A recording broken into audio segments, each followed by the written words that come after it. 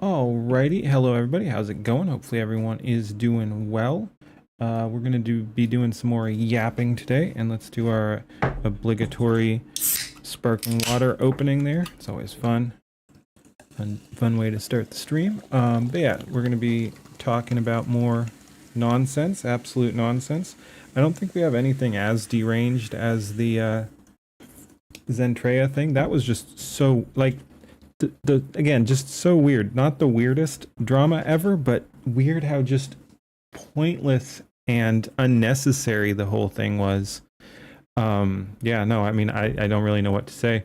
Oh, speaking of saying things, I did fix the model up a bit. It does look like there's still some hair back there, whatever. I can't get it all, but I realized instead of taking out whole chunks of the hair to get it to stop clipping with the hat, I could take out individual strands. There's still a little bit at the top. I'll see if I can fix that without taking out stuff from the back. I didn't see how linked that was, but this looks good enough. Unless I'm really pointing it out, like right there, it looks fine. So I think it looks a lot better than it did yesterday. I didn't realize just how much it was clipping on the sides, but yeah, no. We're in tip-top ship shape. Ooh, that's decent sparkling water. That's a new one.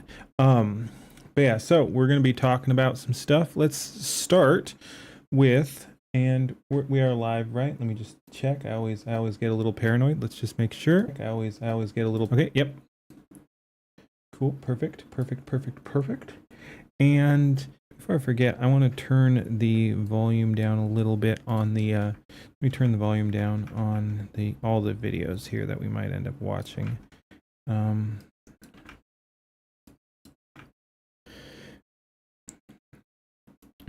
yeah, I do want to be able to overpower it, considering I'm the important person here.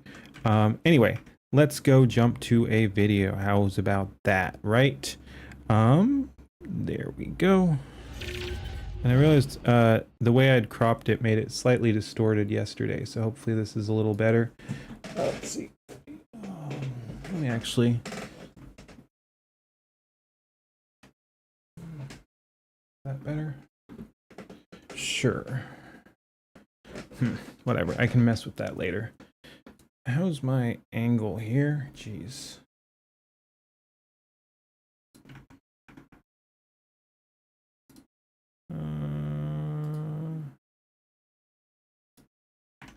Can be a little finicky. That should work. I think that's good. Yep. Looks good. Almost moved the wrong window. That would have made things interesting. All right, I think we're good to go. I think we are good to go. So yeah, this is, I don't know what it is. It was posted, Oh, it must have been from when I ended my YouTube video, and then anyway, I forget, but it was actually, I think, a recommended one from my video or something. And so yeah, I don't know what this is aside from it's got Dan Clancy in there. So is there more Twitch drama? Anyway, let's go ahead and see what we got going on here. So yeah, like I said, this just popped up. I don't know what it is, but it looks like more Twitch drama, so should be pretty fun. 10 TwitchCons down, and we're just getting started. Announcing TwitchCon 2026? No. Hi, everybody! 10 years of TwitchCon. And I'm already offended. They're 26? No. They're leading right in with Iron Mouse. Hi, everybody! 10 years of TwitchCon.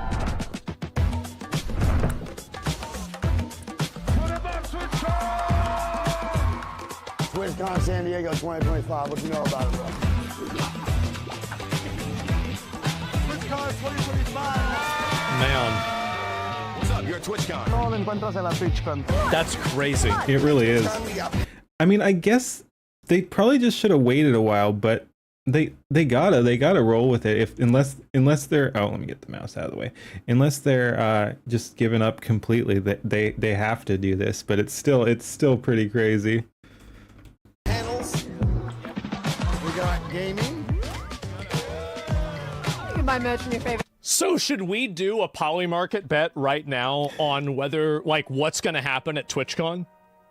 We could do like like a different listing. Like, if somebody gets shot, is somebody gonna get assaulted? Is something big gonna get stolen? Is a VTuber gonna get doxxed again?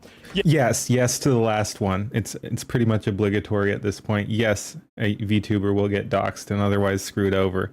All the VTubers, if we can get to it. We are a persecuted people.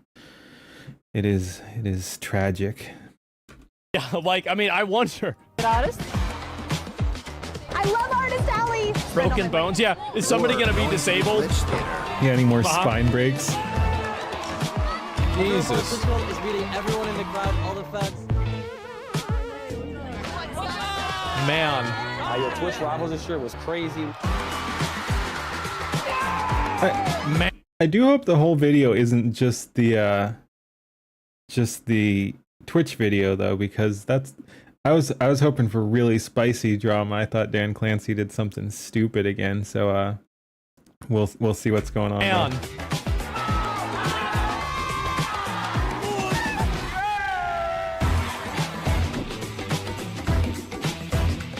S fam. That TwitchCon comes to a close. I don't think so. That's a great answer. Just I don't think so. That really is crazy. Again, they kind of have to, but they kind of have to roll with the punches and just try to be like, hey, this is what we're doing or whatever. But it's still just so just insanely out of touch. Like, maybe it's not the place, but you really have to address these issues and say you're going to do better. Like, you have to point out how badly you screwed up this year. Yeah. I've got a feeling that I think I'm gonna miss it. I do. I think I'm gonna. I feel like I'm gonna miss it this time. Notice Emery wasn't in it. Yeah, she was. She was like, I don't know. She's in one of these, but like, yeah, she was there from like the cosplay competition. And what is this here? I'll read some of the comments. Okay. Keeping TwitchCon in the EU, Rotterdam is a huge mistake. I don't know about that. Does it include sexual assault? Does getting assaulted come with a ticket, or is that a separate purchase? Oh, we got Mujin and Savvy there. Oh. You guys have not permabanned someone who happily does it live on camera while also not having security to stop it. Yes. Actually, it's not. You get it for free. What would you guys do, TwitchCon? Oh my fucking god. Wait. You get it for Why would you guys do TwitchCon in America right before a holiday? That's just insanity. I'm not quite sure I get the point there, but free. What would you guys do, TwitchCon? Oh my fucking god. Like, I don't think I have like a picture for this, do I? Do I have a good picture for TwitchCon? I really don't, unfortunately. I'll have to come up with something that's funny for this. But yeah, come to Gamescom though? I mean, maybe. I don't really like going to conventions just in general. It's not my thing. But yeah, what a bargain. Yeah, I guess so. But I don't think they should do TwitchCon anymore. I really don't. I don't think that they have the security, and I think that the entire event itself is just a it's an event that basically farms parasocial weirdos. Like, if I was this is my honest advice. I'm giving advice like this is to any girl. Do not go to TwitchCon. Don't go. pretty much, yeah. Just don't. Whatever they say and whatever, and they're going to come out and they're going to say we care a lot about security and all this and everything. But the truth is that creators primarily. And there's another component to this as well, issue, which is a lot of like sexual, like people have gotten roofied at TwitchCon. Like, this is a very, like, I mean, streamers, like, it's kind of like an open secret, I guess, but now I guess it's totally open. I'm talking about it. I know other people talked about it too. People have gotten roofied at TwitchCon parties multiple times. Yeah.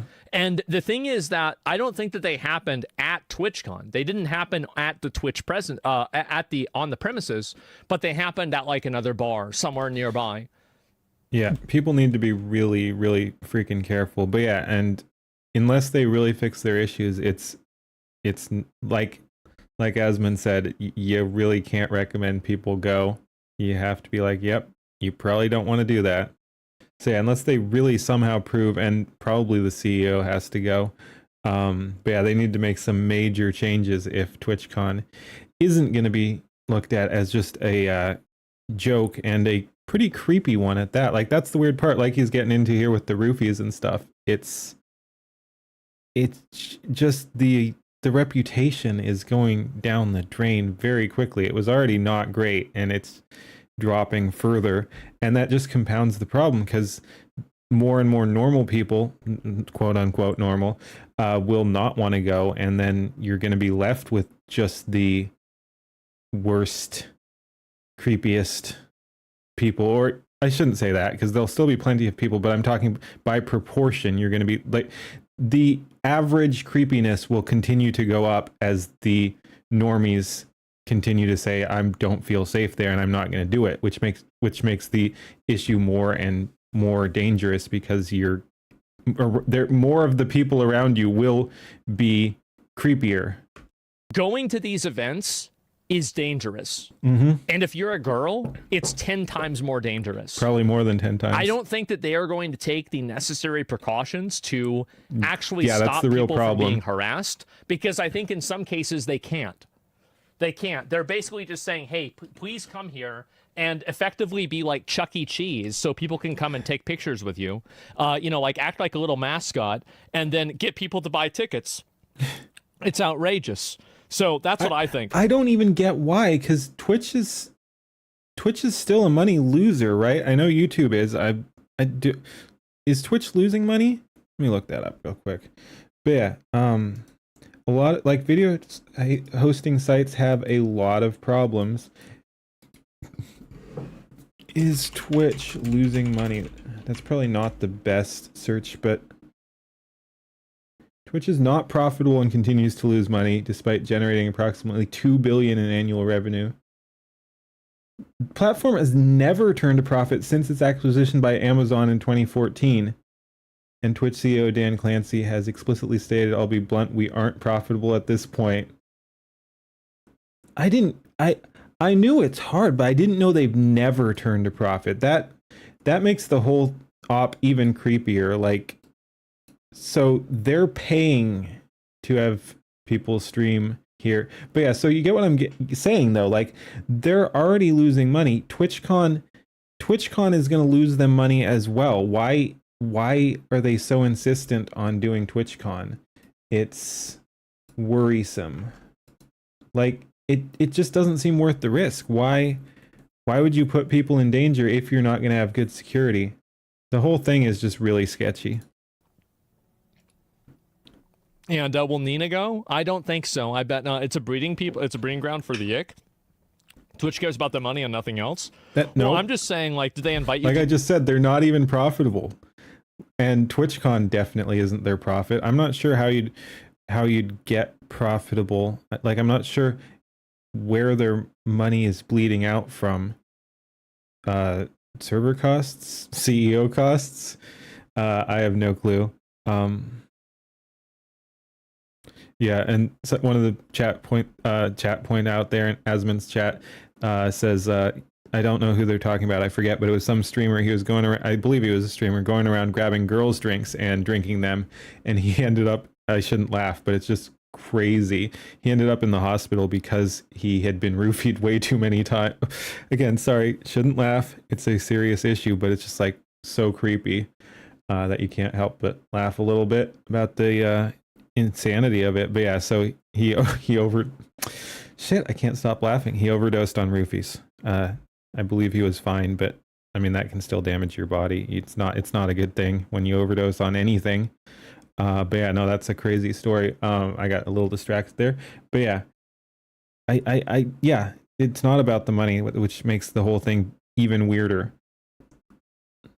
Yeah, I need to know where their money is. You'd think you could turn a profit on this. They're raking in, like, people are throwing money, like big streamers are becoming millionaires and such.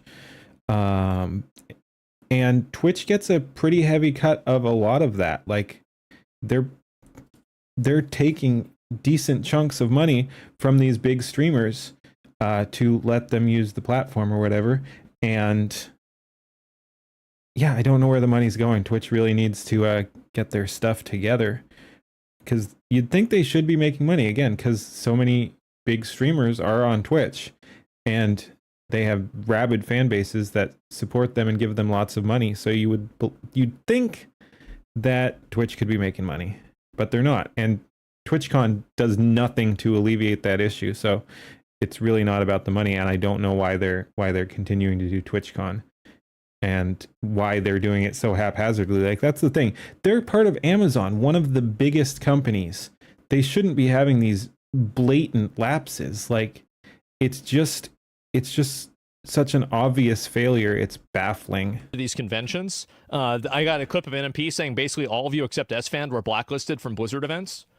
I don't know where I stand. Like, I don't. This is gonna sound like maybe like an ego thing. Okay, I'm just gonna preface that. I'm at a position in my career where I'm doing so well and I'm so successful. I don't think about which companies blacklist me from events, because if I want to do my own event, I can just do that. It doesn't even register to me. Like, okay, I'm banned from the event. Okay, that's fine. Like, I understand why I would get banned from an event, right? I get it, because I'm very controversial. I say things that are really extreme, at least in the eyes of some people, and people might not like that I do that. It's totally okay. But yeah, I don't really give a shit, because I'm tremendously successful. I've been successful for many years, and so I don't need somebody to bestow that success on me. It's intrinsic to who I am. So I don't really give a shit. I do like Asmon's attitude, because it's just so many people, even when they get big, they think they're beholden to everyone else. So it is great that he's just doing his own thing and realizes that he's the one who gets to dictate things. And it's not like he's not vulnerable to anyone. I'm sure, like, I mean, Twitch could ban him, YouTube could ban him, of course. I'm not sure why. He's not. They're much worse people, but you know, they're the ones with the platform. They technically could. It would be a really terrible look for them, but they could. But like you said, he'd probably be fine. It would hurt, but he could set up his own thing. He could go somewhere else. He could just retire. I mean, yeah, they can't do anything to him, really. And a lot, like, and what I appreciate is that he realizes that, because there are a lot of people well, not a lot, obviously, it's a very small percentage, but there are other people in his same position who do not realize the power they have and think they are beholden to all these other powers and have to do what they say what they say and think what they say and all that, or their audience captured or something, so they think they have to bend to what they think their audience wants or something like that. It's yeah, but Asmon realizes that he can do what he wants, and that's extremely powerful. Extremely powerful. All right, good. Just wanted to check chat. So yeah, I mean, maybe, right? And you could say that's a little bit of ego or something like that, but not ego, that's knowledge. Genuinely the way that I feel. So they don't want to hire proper security. Well, there's nothing that they can really do to stop. The problem is that if you let people take photos next to somebody else, that person can do something weird. Unless yes, but in the Emaru instance, it was not someone who was actually there. I mean, technically, he could have just waited in line, but that was someone who charged. I mean, he was suspicious from the get-go, and security could have stopped him. But yes, Asmon is also right that, like, if you're letting someone get up right next to you, they can do whatever they want there. So yeah, it's a tricky situation. You have to, like, put them on a leash or something where they can't go forward. you have like literal Secret Service fucking I'm bad shock collar. Like, all the people meeting need shock collars. Oh, you know, ready to shoot them, right? In like 1 second, then you're just not ready for that. Like, even they're like, you see the Secret Service, like, they've got their hand on their gun while people are taking photos with, like, Donald Trump, for example. Like, the level of security that you need in order to, like, really prevent that stuff from happening is really, really, really high. And that's just at the meet and greet. Like, a lot of times these girls are walking to and from different areas. People will take photos with them. All kinds of weird stuff happens. So, yeah, if you're a girl, don't go to TwitchCon. Just don't go. Just don't go. Trust me. Like, and by the way, I hope I'm wrong. I really hope that I'm wrong. He's not. But I want you to keep in mind that whenever, and they're smart for doing this. Pokey and Ray and Cutie were smart for doing this. They didn't go to TwitchCon this year. And the only reason Emmy did is that she, you know, they forced her to basically do a meet and greet for her to do her cosplay competition, right? Yeah, Which that is was fucking a ridiculous. really fucked up and situation. you know, being a team player, are you going? Am I gonna go? No, I'm not gonna go. I don't want to go to that shit. Absolutely not. And also, like, and this is the thing too, but they love the feeling of being wanted as well. I think that a lot of streamers like the idea of being able to go somewhere and be recognized. Unfortunately for me, that place is Walmart or the gas station Yeah. or Wendy's. And that's one advantage, although being a VTuber, not me, I'm not big enough or anything like that, but it also, a lot of VTubers are extremely paranoid because they value it, like, so yeah, it's nice they have their anonymity, but then it also means that they have something to lose, so they're very, very careful and always worried about it. And I mean, that is why I mean I like VTubing in general, but that is why I made a new channel and decided to do a VTube only channel where my face is not attached to my content, because I do want to talk about stuff like this. Obviously is not controversial. Well, okay, yeah, some people would go after me, probably not enough to like wish me harm or anything like that, like actually put my life in danger or anything, but if I was big enough and had eyes on me, just interacting with Asmon like this would in fact piss off people. Like, they're that insane, which is one of the reasons, again, not having your face attached to your content is a good thing. No, it's pretty insane. But yeah, anyway, I like the anonymity. I did have another account with my face out there, and I wanted to switch over to VTube only, so I feel a little bit more comfortable talking about more controversial stuff than TwitchCon. Yeah, no, it's fun. I like yapping. It's a new thing. We're working on it. We're working on it. If I go somewhere, people will recognize me. This happens very regularly. And so I don't need to go somewhere to get an ego check, okay? It doesn't have to happen.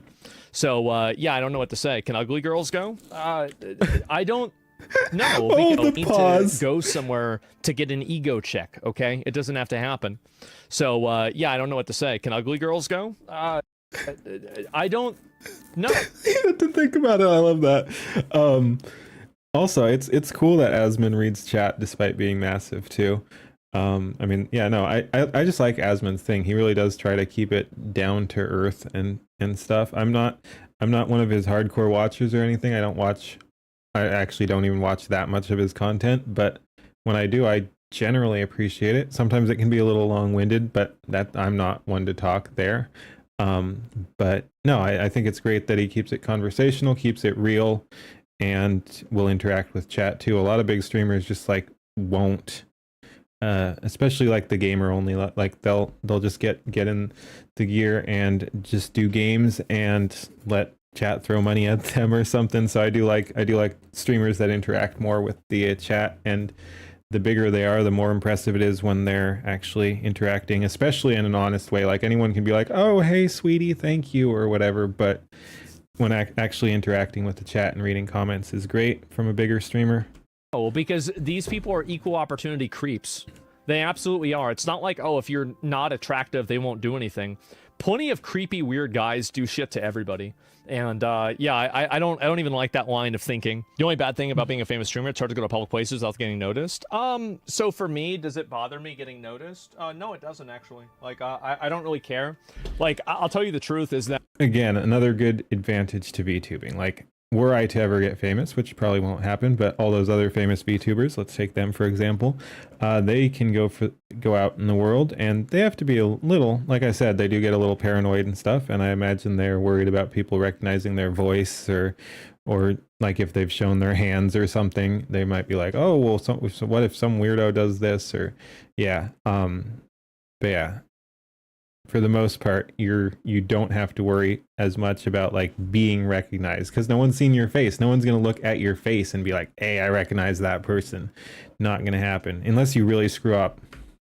I've grown up in Austin. I live in Austin, Texas, and I've grown up in Austin, Texas. I went to school here, went to like high school here, went to college here.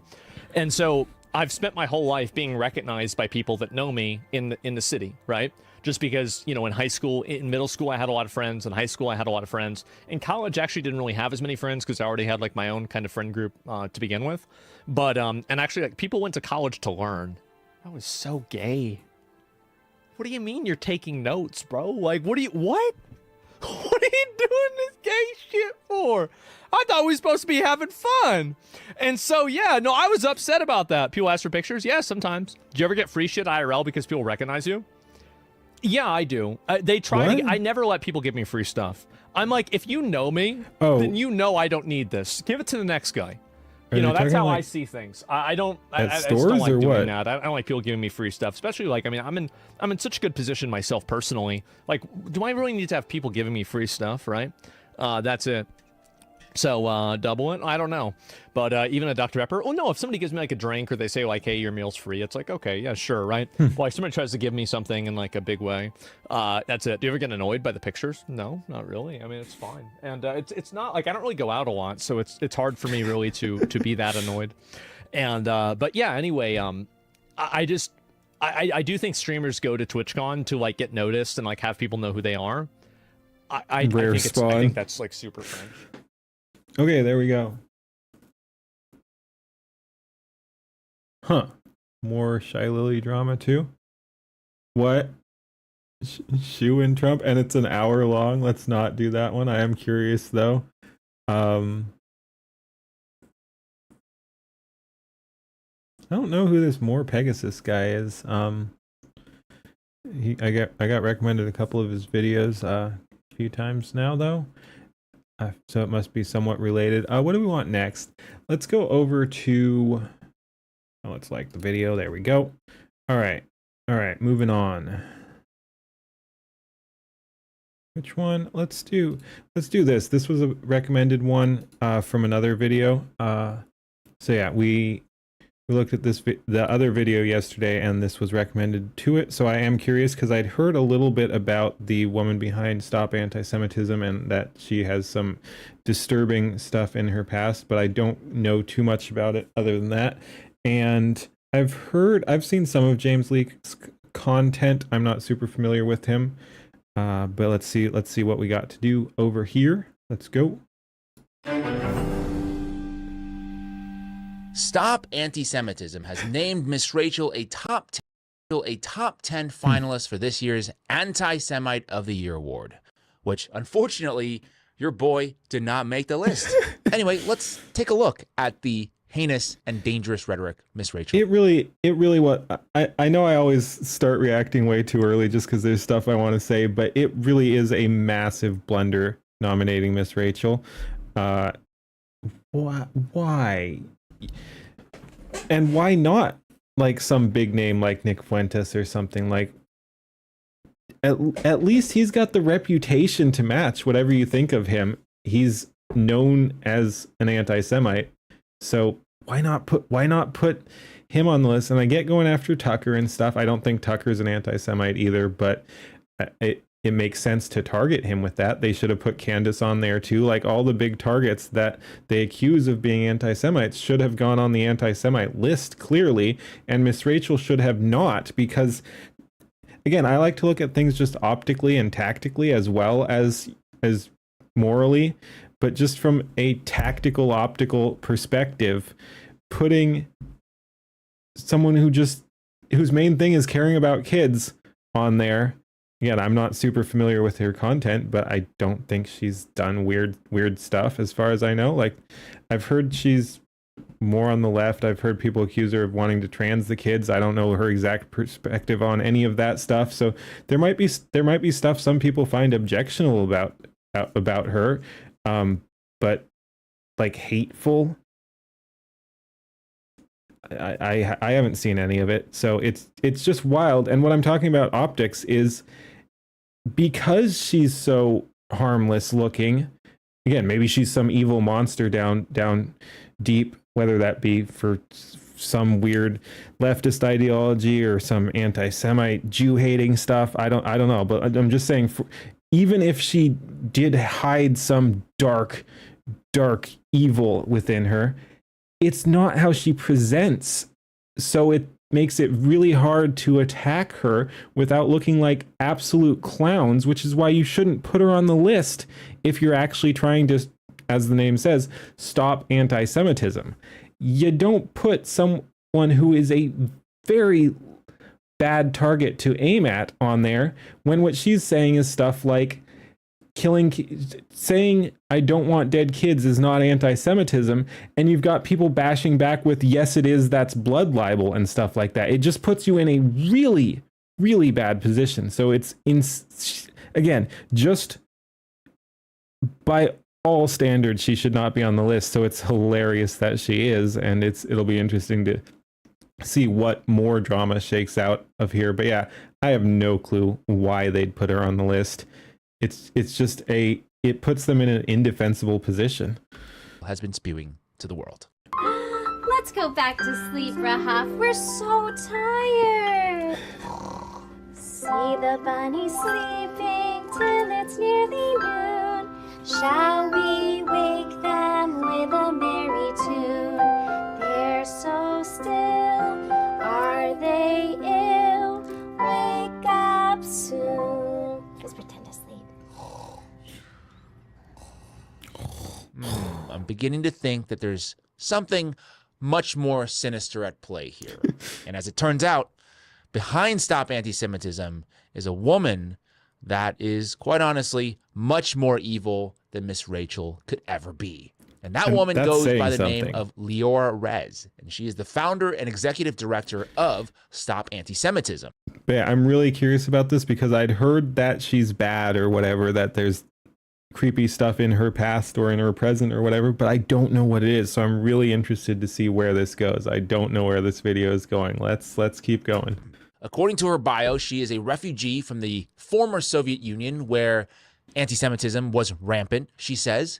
And she goes on to say that sadly in the United States, she encountered disturbingly similar rhetoric and behaviors. Disturbing and dangerous rhetoric, you say?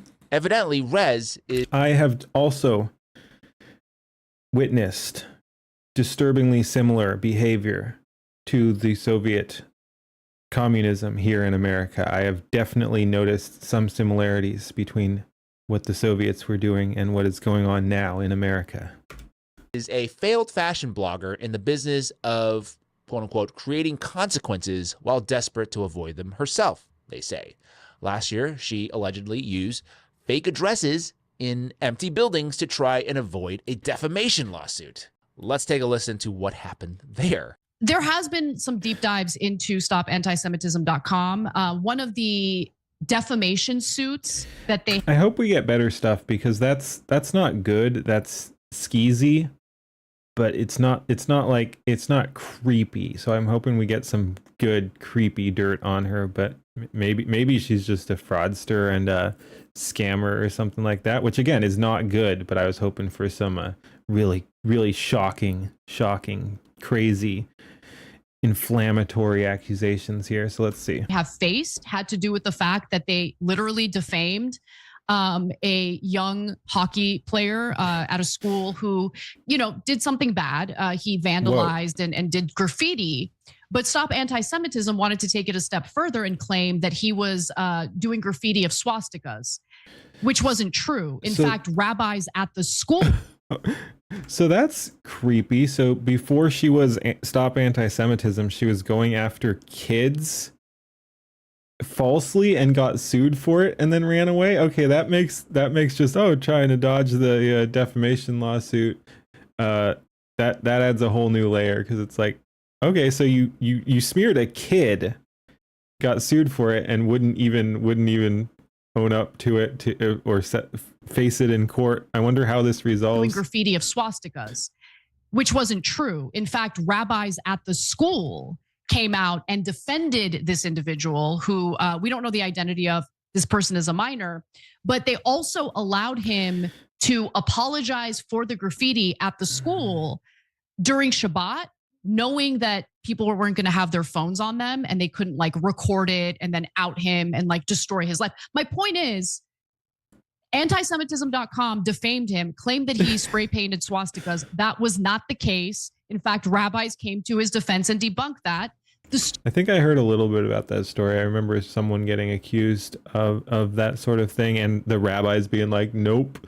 And I didn't realize Stop Anti-Semitism lady was involved in that. Student then filed a defamation lawsuit, and it's like impossible to sue the woman who's behind this account because she like uses fake building addresses and things like that to evade defamation lawsuits. Wow, talk about hypocrisy, right?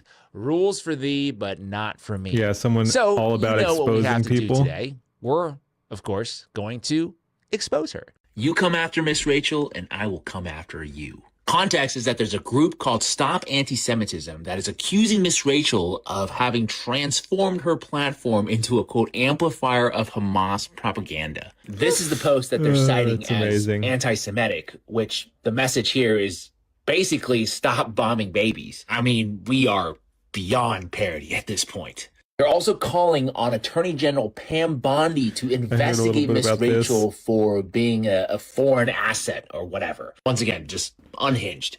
But let's turn the table here, shall we, and find out who exactly is funding Stop Anti-Semitism. This next part actually took me a little while because they've actually done a pretty good job of hiding who is behind that group, as they're not a 501c3 nonprofit, meaning they don't have to file any paperwork with the IRS. On their Wikipedia page, it just says that they are a privately funded American advocacy group focused on combating anti-Semitism by exposing individuals perceived by the group as anti-Semitic. Lot of quotation mark usage on my part. Yes, I like the quotation marks. The group was founded by this lady named Leora Rez, who is a refugee from the former Soviet Union. Remember her name? We'll get back to her in a second. There's also this article from the Washington Post that reports that the Milstein Family Foundation lists Stop Anti-Semitism as a supported organization on their website. And Adam Milstein is Israeli, served in the IDF, and then moved to America in 1981. But yeah, that's kind of all that's been reported about this organization. That's all we knew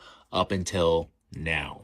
Remember when I said Stop Anti-Semitism doesn't file any paperwork with the IRS? Well, I did a bunch more digging and I found this fundraising campaign for Stop Anti-Semitism. And if we scroll to the bottom here, you'll see an organization called the Morona Leadership Foundation. That is their fiscal sponsor. And as you can see here, it is a 501c3. Sorry, there's just not a whole lot to react to on this portion.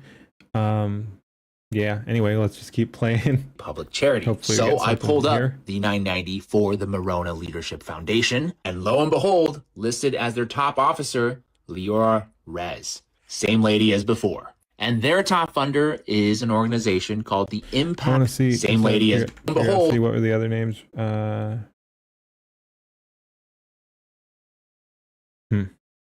Listed as their top officer, Leora Rez. Same lady as before. And their top funder is an organization called the Impact Forum Foundation. Whose head wasn't covering everything. So their top Impact funder Jewish is Community Foundation of the Jewish Federation Council of something or other. Because that's almost as much. It's weird to just, I mean, I assume he's going somewhere, but he's focusing on Impact Forum Foundation when the other one has given almost identical amounts. And then the other one called half the again is Impact half as much. Forum Foundation, which is a, quote, exclusive pro-Israel network of philanthropists to fight anti-Semitism, strengthen the state of Israel, and advance the U.S.-Israel alliance. A super American agenda. Yes. Scroll down a little bit more, and we find out that the Morona Family Foundation is tied to a bunch of other NGOs, which I'll read off for you, just a few of these for your sampling, such as the Central Fund of Israel, Israel 21C, the PFE, Jinsa? Really? Israel Endowment Fund, Students Supporting Israel, Talk Israel. Like, what the heck is going on here? But yeah, let's investigate. Jinsa is what?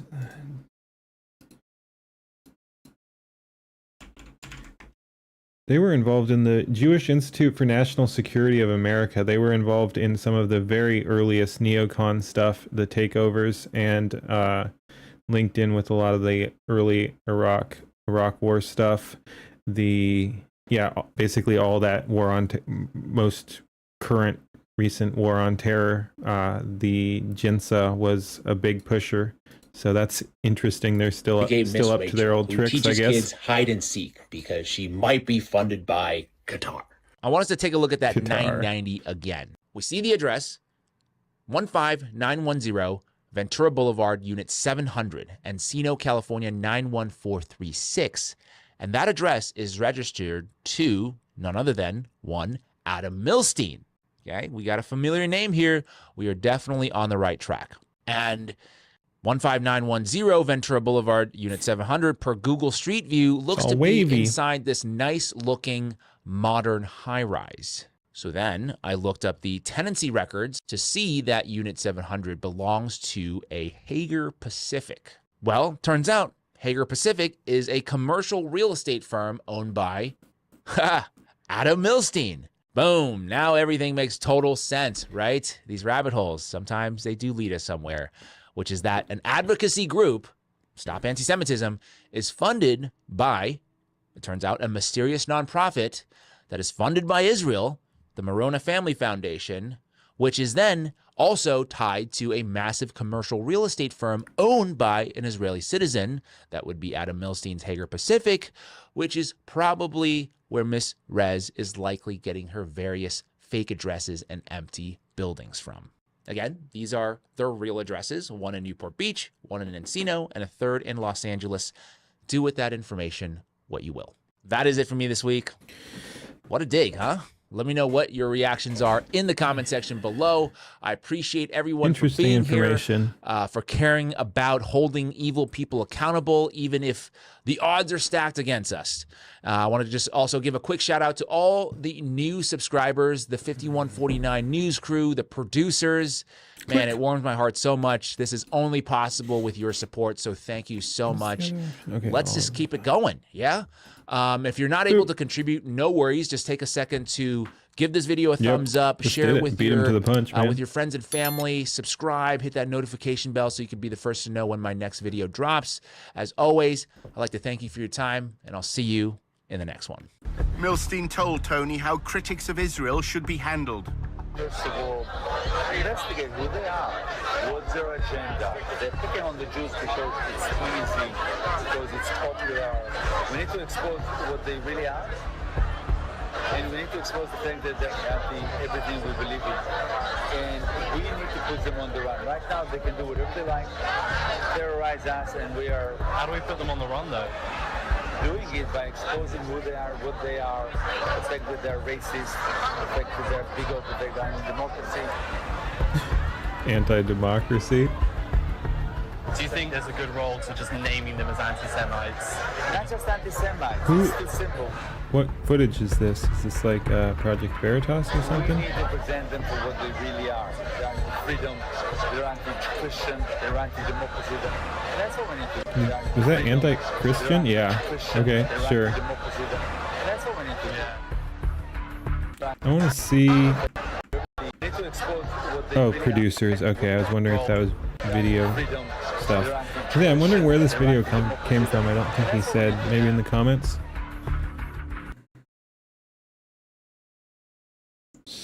No. Can we rock out this time? Mari _EN. Yeah, let's see. Let's see where the one at the end came from. I don't know. Okay. Cool.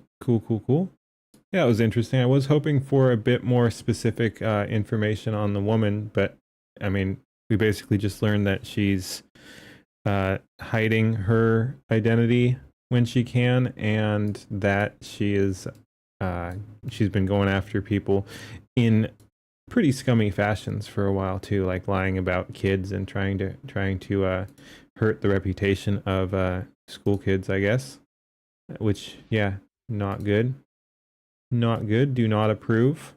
Do not approve. Okay. I think I'm gonna go grab another sparkling water and be right back. What do we want to do next? I don't know. I'll decide when I get back.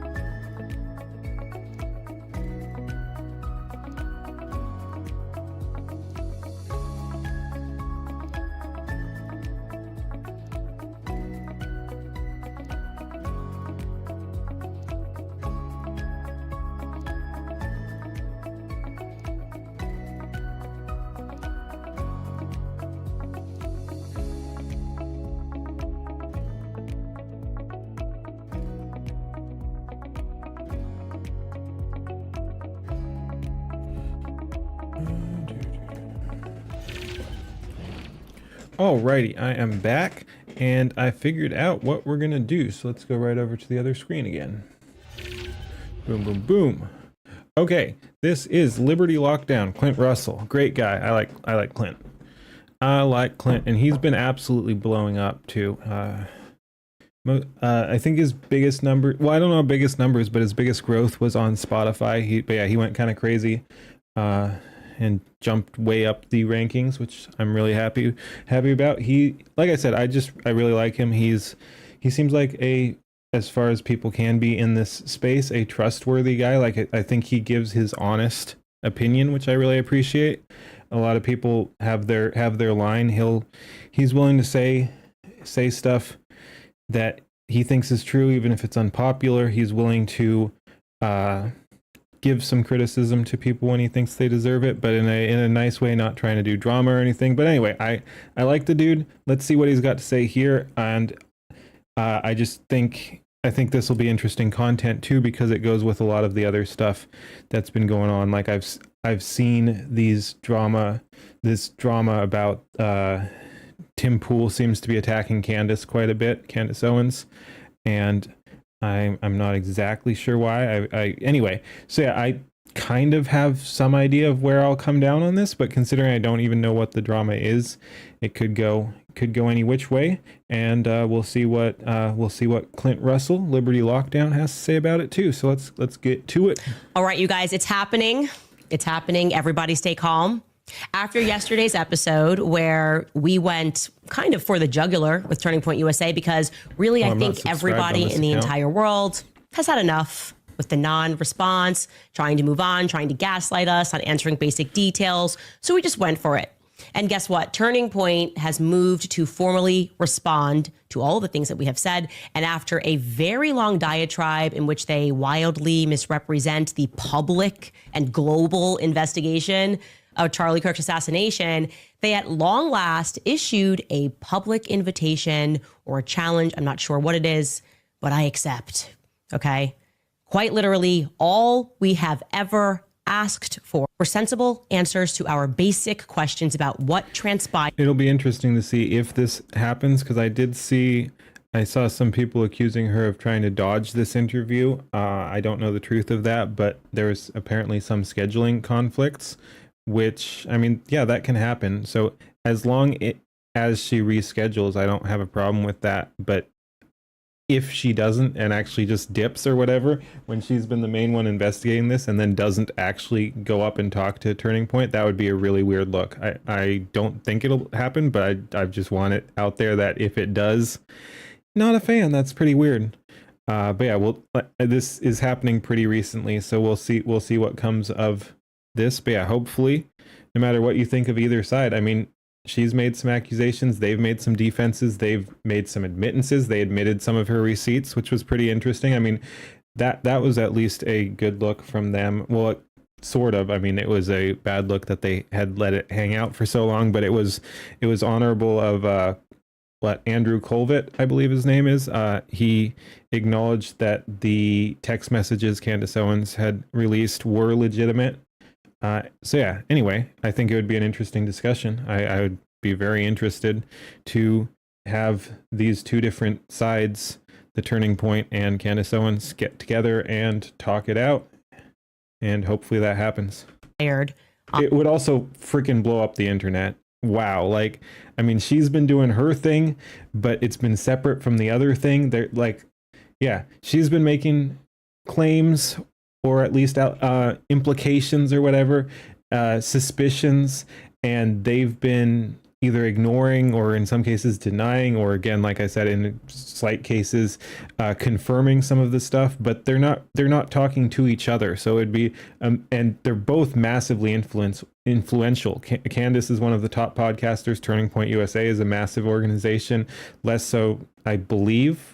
Well, actually, I mean, a bunch of the college stuff grew, so it might actually be bigger now after Charlie's death. I'm not exactly sure. It definitely is not the same after he was murdered, but it might be bigger, but it's a very different organization. But point is, very influential. So Turning Point USA plus Candace Owens would be an amazing sit down. On September 10th. And it looks like we're going to get those things. You done fucked up, AA Ron. You made a huge miscalculation with this one. Look, a lot of people are sleeping on Candace Owens. A lot of people are thinking, oh, she talks about, they just see the clips that go viral. So they're like, oh, she talks about how she got a message in her dreams and that's how she knows that Charlie was betrayed. There's a lot more to what she's been digging into over the. Yeah, she's been drama farming a lot, but it is true that there's some really interesting stuff there too. I'm not a huge fan of her delivery, and she's definitely dragging out some stuff. So I do have some stuff to criticize Candace over, but that's the thing. Whether or not she's even right on some of this stuff, it barely even matters. She's one of the only people who actually wants to talk about it, and there definitely are sketchy things in that assassination. So I'm just glad someone big is talking about it. And even if she is getting some stuff wrong, which I'm not saying she is, even if she is, I think it's a valuable perspective to put out there that not all is what it seems. It's never what it seems, basically. Yeah. Anyway, let's keep going. Past 3 months than just her dreams. I promise you that. Yes. For those that have been watching, you already know. I'm not going to recap all of the ammunition that she has to bring into this fight. That dream a few Let's times, just say once they're in for it. They are in for a serious battle. She's basically female Johnny Cochran in her prime.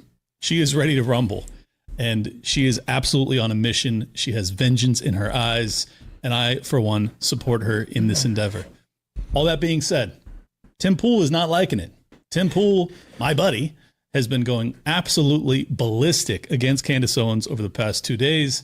They got into a public beef today. And this is not just some pathetic ego battle. This is a much bigger thing, and I don't think people view it properly. So I'm going to give you my analysis as to why this matters, because it's actually a very big story and one that we ought to be paying attention to, not the least of which ought to be getting justice for Charlie Kirk. That is the highest priority. However, there are macro analysis things that are a lens that you should be looking at these things through or for. So we're going to start with this one. This is Tim Pool blaming Candace Owens for any failings of the Republican Party in the midterms. My coworkers are all in on the Charlie Kirk conspiracies.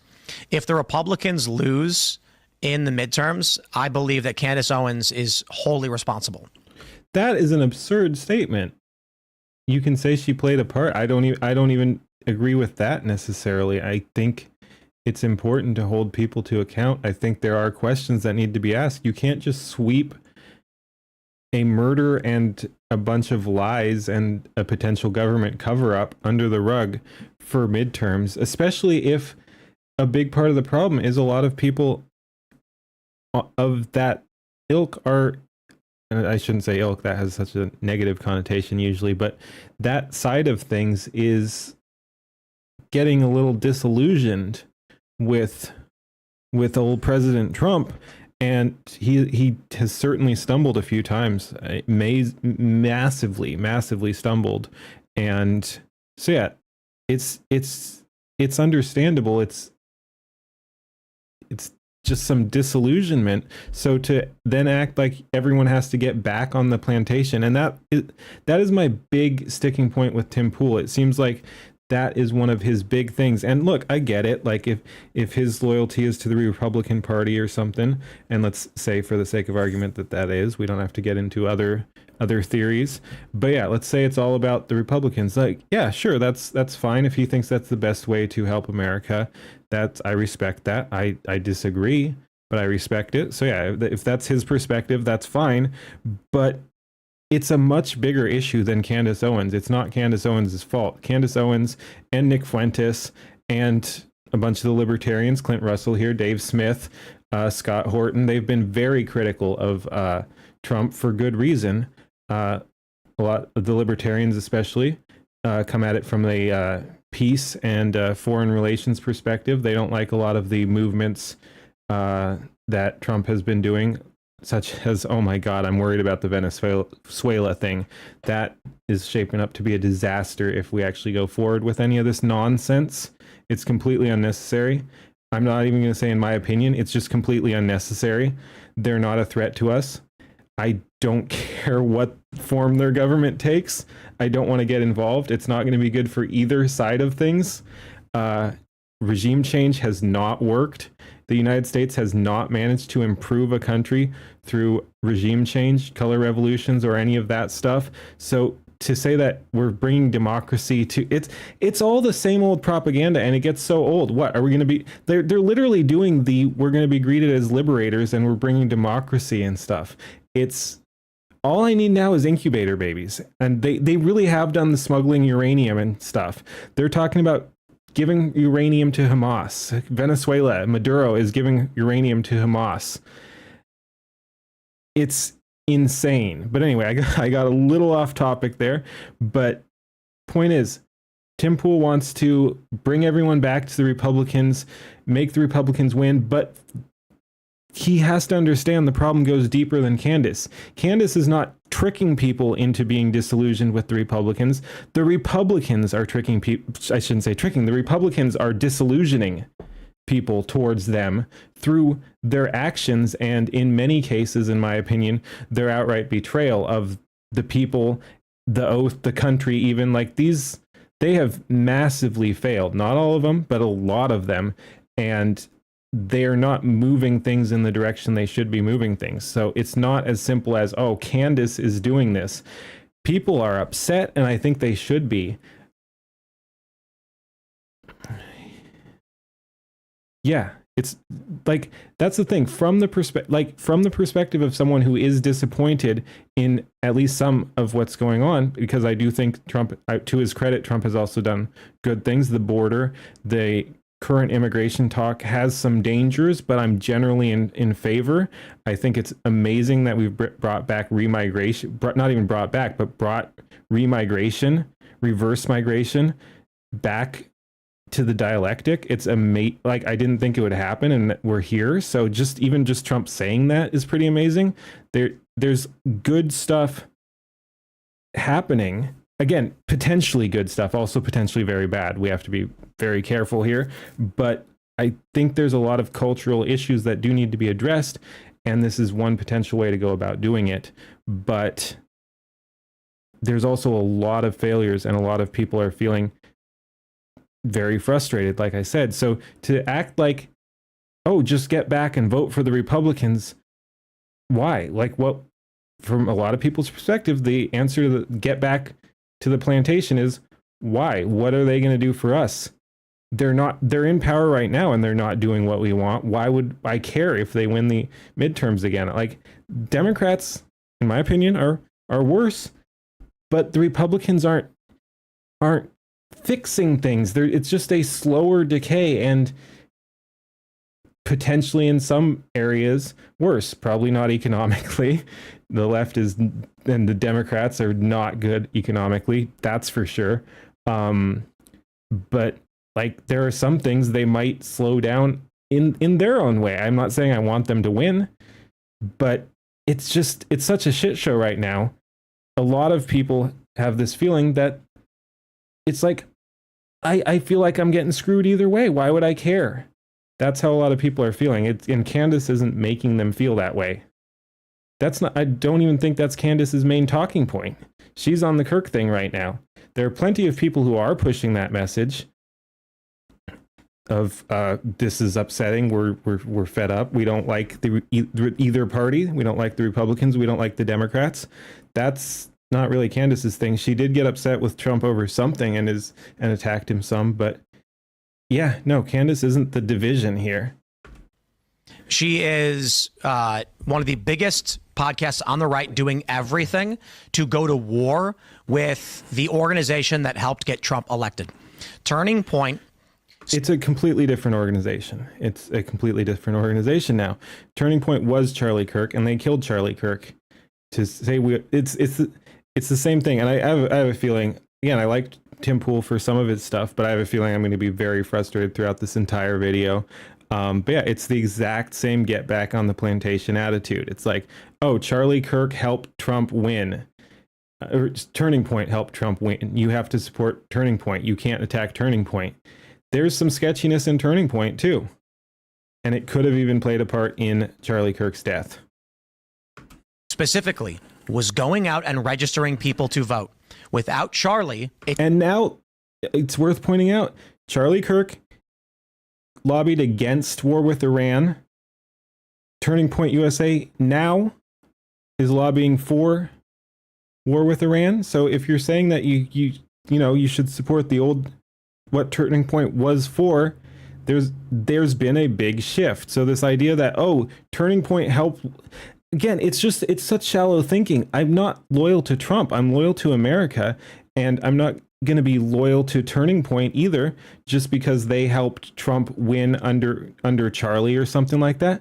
I'm glad Trump won. He's done some good stuff, but it's all about what's going on in the moment. If Trump is not doing his job and Turning Point has turned, I'm not going to be like, oh, I owe my everlasting loyalty because they helped Trump win or something like that, or I have to keep supporting Trump because I supported Trump or something like that. Like I support whoever I think is the best to represent American interests.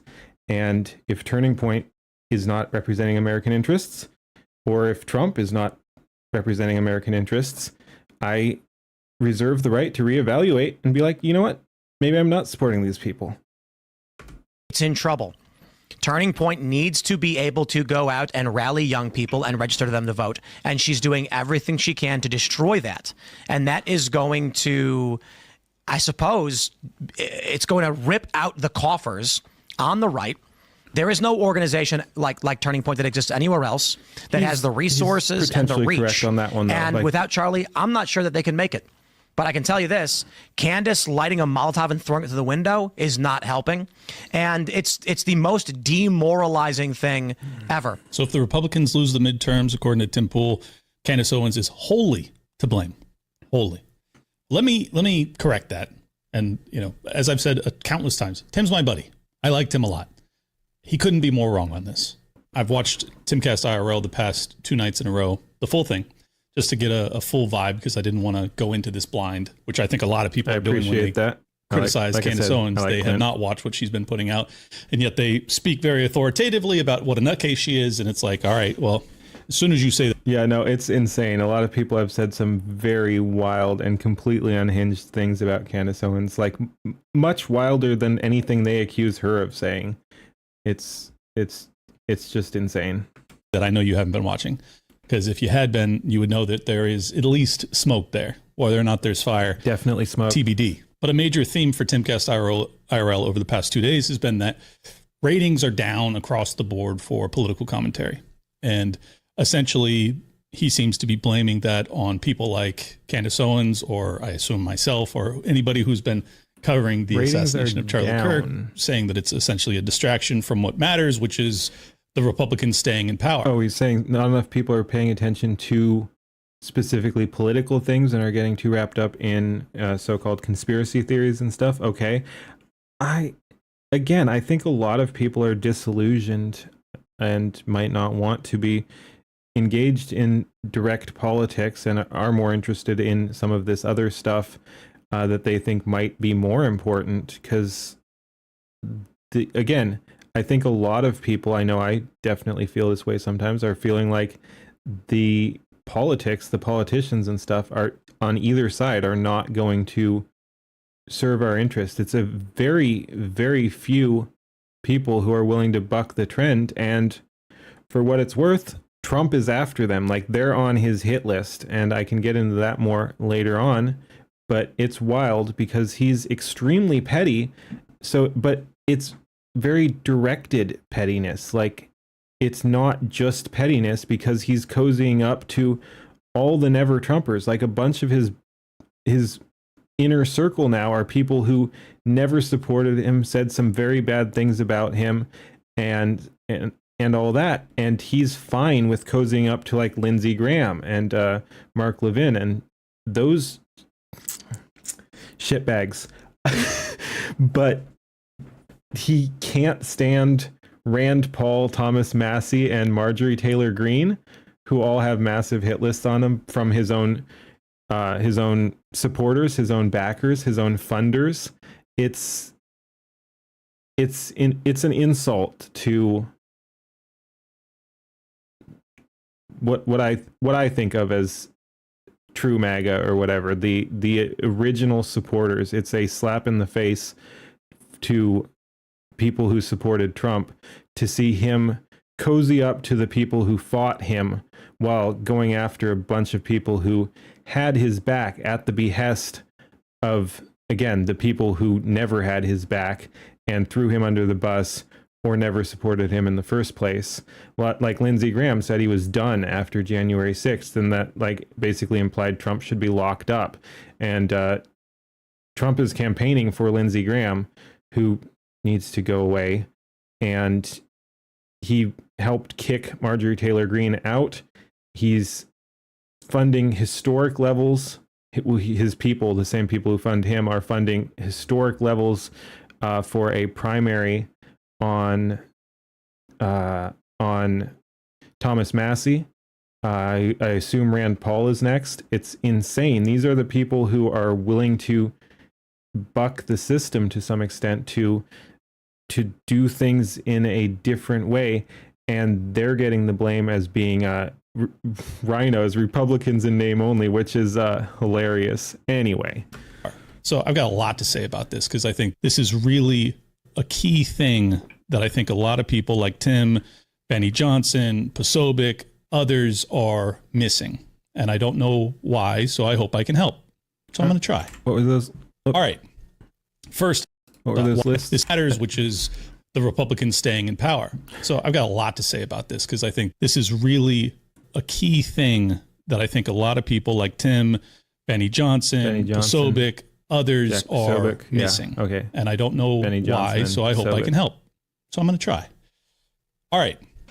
First off, Donald Trump was an outsider. Yep. We didn't enter into the 2015-16 election cycle saying, what can we do to make sure that Republicans win? That's not how any of us were viewing things. I don't think Tim was viewing it that way. I'm pretty sure almost nobody was, especially like the day one Trump supporters. They all recognized that the GOP was controlled opposition. It didn't do anything. So who is absolutely crushing over the past year since Trump came into his second term? Candace Owens, Tucker Carlson, Nick Fuentes, Dave Smith. I've exploded in popularity. These are all people who are critical of the GOP. They're critical of Donald Trump. Did any, or well, I shouldn't say none of us, because Nick obviously didn't support Trump, but everybody else, I think, did vote for Trump. So we didn't go into this hating on Trump. Most of us aren't fond of the GOP, but we were all rooting for Trump. We were rooting for kind of a vengeance tour, something that would bring justice. And I will say, I actually had I've come down with them on a lot of the issues. I actually had a more favorable opinion of at least the potential of the Republican Party. I thought it was moving in a positive direction, and I think under Trump's first term and when he wasn't in power, it might very well have. I might have been correct on that, but I think once Trump got back in power and, in my opinion, caved to a lot of bad actors, that is no longer the case. But so I was actually optimistic about the party. I thought we would be seeing more of the Thomas Masseys and Rand Pauls and Marjorie Taylor Greenes and less of the Lindsey Grahams. But it doesn't seem like that is the intent after all. And it doesn't seem that that's the direction it's going in. But no, I actually had hope for the Republican Party, and I hadn't had hope for the Republican Party or the Democrat Party, including back when I was more on their side, ever. And so yeah, like he said, Trump was an outsider, and he was shaping the party into like his party, and then dropped the ball in a big way. Justice amongst immense injustice that transpired starting in 2020 in the last year of his presidency, but then transpiring throughout the Biden administration. We were like, we need massive vengeance on all of this. And when Donald Trump got into power, all of us naively expected it. We expected that Donald Trump would actually follow through. We expected that Kash Patel and Dan Bongino and Pam Bondi, all of these people who represented themselves as outsiders and interested in justice, that they would actually deliver on these things. And if you listen to Tim Pool or Posobiec or any of these people back then, they would sound how I sounded. The difference between us now is that instead of actually watching and critiquing and analyzing and recognizing that oh, this is the GOP from 2015. This is the GOP who promises a lot, talks a lot of shit, and then delivers nothing. I mean, that's what they are. I mean, from the Epstein cover-up, which was like the first major sign that, okay, there's something deeply awry here. But then bombing Iran. Now they're preparing for war with Venezuela. The deportations have been at a crawl. I mean, then the H-1B scandal and basically increasing immigration, but legal immigration, while not deporting even close to the amount that Joe Biden let in over his last term. You have the constant kowtowing to Bibi Netanyahu in Israel. You have the constant kowtowing to the military-industrial complex, and really just walking back all of his campaign promises, the things that brought together this incredible coalition of disaffected Democrats, but also libertarians and more of the populist right wing, the non-interventionist camp. And it's like, the reason that our numbers aren't sagging is because we're actually telling the truth about it. And for whatever reason, you now take it as your role to essentially, what it looks like is to just carry water for them. Yeah. That's exactly what I was going to say there is these people basically, and let me blow this up for, there we go. Let me blow this up for 1 second just because I want to check some tabs in this current thing and don't want to interrupt that part. But yeah, so the new media has basically tried to take on the role of the legacy media, the old mainstream media, as a lot of people call it, and that is causing a whole lot of problems, and that is what is causing a lot of the dropping of numbers. Is they're not fulfilling their role. People, just like people are getting disillusioned with, that's the word of the day, disillusioned, just like people are getting disillusioned with the Trump and the Republican Party, people are getting disillusioned with these so-called independent content creators that they thought would, to borrow a term from the other side, truth to power and all that. They thought these people would be truthful, be honest, be hold truth to power, which you can say is naive, but that is what people expected from these. Just like Trump, a lot of these people were outsiders as well. They were new people coming in, fresh faces, and people hoped that, just like they hoped Trump would tear the mainstream media a new one, or tear the Republican establishment a new one, or the deep state, or whatever you want to call it. They thought he would do things differently and take down bad parts of the system, and that's exactly what the expectations were for a lot of these content creators, influencers, whatever you want to call them as well.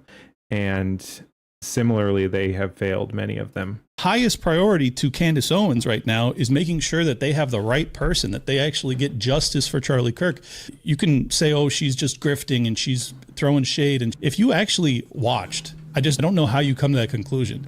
It's obvious that Charlie Kirk was one of her best friends, and she fucking believes to her core that the person who killed her friend is not in prison right now. She doesn't believe Tyler Robinson did it.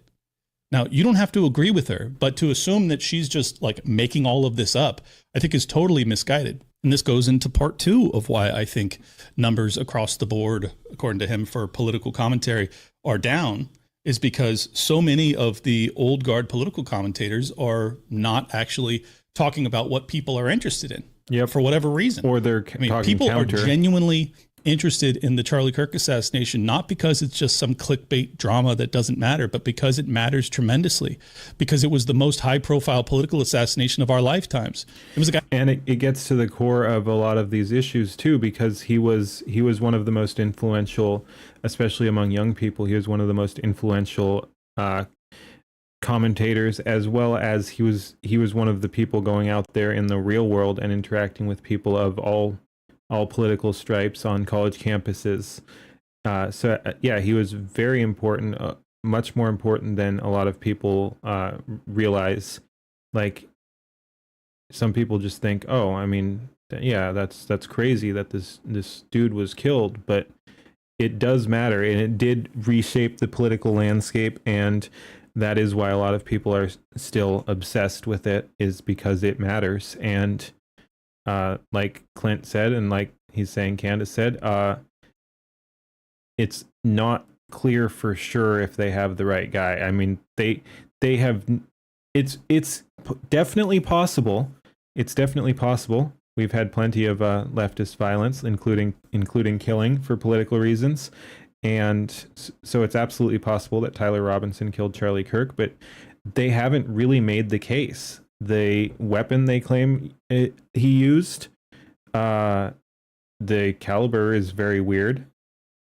I'm not a firearm expert. I've shot guns. I have guns, but nothing super big like that. Like I don't have a big ass hunting rifle, but I've seen some of the stuff, and it does seem like it would have blown a lot more out of him than it did.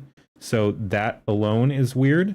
And then, but perhaps most importantly is just we don't have the footage. Like they have footage up to the moment, and then, or they have footage of him on the roof, but then not, or whatever. And it's unclear. Like some people are even saying it wasn't the same day. I haven't seen all the footage probably, but I do think that I remember footage of him running around up there when the crowd was there too. So he probably was there on the same day. Anyway, we don't have to get into the specifics, but my point is there are things that don't add up, like that we don't have actual footage of him shooting. It's a little unclear how he even got into police custody. At first it was that his dad turned him in, and then it's like his dad talked him into, and some of this is going to be just telephone games. So even the discrepancies do make sense, because it's just like, oh, well, we thought this, but it's actually this. So it's just an honest mistake or misinterpretation, but there's still some serious weirdnesses. So yeah, I mean, in that sense, it absolutely matters. So Charlie mattered, Charlie's death matters, and making sure we have the story correct also really does matter. Guy that you knew. I mean, it's a guy that I kind of knew, but you really knew. So when your audience is going, hey, there's a lot of weirdness with this case that doesn't add up, that we think that maybe the guy who's being held and tried for this may not have done it, or maybe at least he didn't work alone. And it's like, instead of just doing that digging alongside Candace, you've opted to go this antagonistic route where it's like, I have no interest in actually digging into this. And so your audience goes, well, I do have interest. So I'm going to go find someone who's actually digging. So that's why her numbers are exploding, is because everybody has ran for the hills. Everybody has decided that they don't see any reason, apparently, to dig on this, as if suddenly overnight, because Kash Patel and Dan Bongino are in there, like now. Or they actively counter signal, which is kind of wild. Like, again, it's one thing to be like, oh no, we've got this. It seems like we got this, but they can't help themselves but attack Candace. And as for Dan Bongino and Kash Patel, they're so weird. Even before the Charlie thing, they've just been acting very strange. They want to ride their past popularity and position as so-called outsiders to act like they're above any sort of reproach. The amount of times I've heard Kash Patel and Dan Bongino as like proof of a statement be like, well, would I lie to you or trust me? Like their sources, like the head of the FBI's sources are literally, hey, trust me, bro. Sometimes it's pretty crazy to hear them talk. And it's again, it's disappointing because people expected better from them.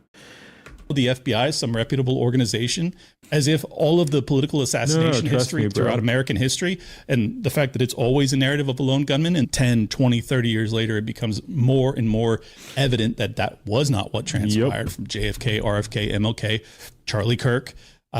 So there's a reason that people are not watching. There's a reason that people are tuning out from just your standard MAGA so good, Trump so good commentary. Yes, is because absolutely. Trump isn't so good. Because MAGA isn't so good. MAGA is totally derailed. MAGA was Candace good, Owens didn't do that. Yep. Donald Trump did it. And that's the other thing. Exactly. So I watched your show for the past 2 nights. And as I said, you're my friend. I'm not trying to be a dick here. But I watched your show 2 nights in a row now, front to back. There was no criticism of Donald Trump. None. You were basically defending the boat strikes against the alleged Venezuelan drug dealers, which, by the way, let's just parse this out for a second. They want you to believe that there was a dozen guys on an outboard motor boat for drug trafficking. I mean, let's just think logically about what drug traffickers do when it comes to trafficking drugs. Do they fill up their boats when they're trying to make these very dangerous, very illicit, very profitable drug runs? Do they fill them up with 12 dudes? Or is it one or two guys to make a drop and then the rest of the boat is filled with drugs? Yep, that's a very good point. And it's especially funny because, well, not funny because they're killing people, but it's interesting because one of the photos they like to show around is more similar to what he described there in the second part. So that might have been a drug boat or something, but he's got a very good point about the other one. So yeah, it makes the contrast even starker because you have a boat with, I believe, 2 motors and possibly even 3 though. But yeah, multiple motors, fast boat allegedly. I mean, I'd imagine, and it had only 2 guys in it and a bunch of barrels. I mean, that's pretty weird. It's not worth killing people over. Like, if you know where they are, apprehend them. I don't get why this is tricky. You can't just call people narco terrorists and blow them up. I know a lot of people want to. I think that's kind of disgusting, but you do you. But yeah, no. Maybe that one was a drug boat. But again, in contrast to that one, there was that strike that killed 12 people or something like that. Why were there 12 people on an alleged drug boat? You have to make up your mind. If you're pointing at the one fast boat with a bunch of barrels and only 2 guys on it as a drug boat, but then also killing boats with 12 people on it, what was that boat doing? It's usually the latter. So this argument that, we're just going to, I guess, suddenly, even though we didn't trust Barack Obama, we didn't trust Joe Biden, we didn't trust George Bush, we didn't trust Bill Clinton, Donald Trump gets a pass. Yep. No, it's insane. Tim's been great on covering the extrajudicial murder from Barack Obama. He killed an American citizen in Africa. I think it was Africa. Maybe it was the Middle East, but al-Awlaki, it was the son of a terrorist, and they just killed the kid. No trial, just lit him up. And it's like, suddenly when Trump's doing it, it's okay? I'd say no. It's not actually. But getting back to the point that I was trying to make, 4 hours. I watched for 4 hours and I didn't find a single criticism of Trump or his entire administration. Now, I'm sure you've criticized them at some point over the past 7-8 months since he's been. I have criticized him plenty. Some things have absolutely enraged me, and hopefully some of those don't come to pass. Like, some of them are just stuff he threw out there, not necessarily stuff that will happen. But I was absolutely infuriated with his ridiculous idea of the 50-year mortgage, that 50-year house mortgage. That is insane and going to just absolutely murder everyone who thought they might at some point in their life be able to get a house, which is a dwindling number anyway. Yeah. But no, it looked like the bubble was potentially going to burst, and now they're trying to prop it up to benefit the home builders and the bankers and BlackRock and Vanguard and all those groups. And yeah, if that happens, basically, if Trump goes through with something like that, he loses most of the credit he got for not being as bad on the economy as Biden was. Like, that goes out the window, and in a big way. And then he's only got, he did good on the border. We don't have pretty much any, as I understand, illegal immigrants coming through. That's good. We've got a bunch of legal immigrants, but that's a different issue. But point is, yes, there's plenty I've criticized Trump about. There's plenty I appreciate. There's also plenty I criticize. In power, or 10 months now. But if you're going to chastise and just go ballistic on Candace Owens, saying that she's responsible for the downfall of the GOP, especially if they lose in the midterms, well, you have nothing at all critical to say. The midterms are already lost. Potentially. I mean, things change. People have short attention spans. I shouldn't act like that. But yeah, the idea that, and I think this might be what Clint is getting at here too, but the idea that Candace Owens cost anyone the midterm, or Nick Fuentes, or whoever they want to blame. Sounds like Candace Owens right now. Probably Tucker Carlson. He's got to be on the target list too. Anything they can do to smear him because he's a threat. Tucker Carlson cost us the midterms or whatever. A lot of people were like, "Ooh, Trump cost us the midterms, like after the Epstein thing or the Iran strike or some of the stupid economic stuff like I was talking about, or these drug boat strikes. And more importantly, like, I don't like the drug boat strikes, but more importantly is the posturing for war and the demands for regime change in Venezuela. Like, if it's like, even just the posturing is bad, but if we go to war with Venezuela, actually, again, people are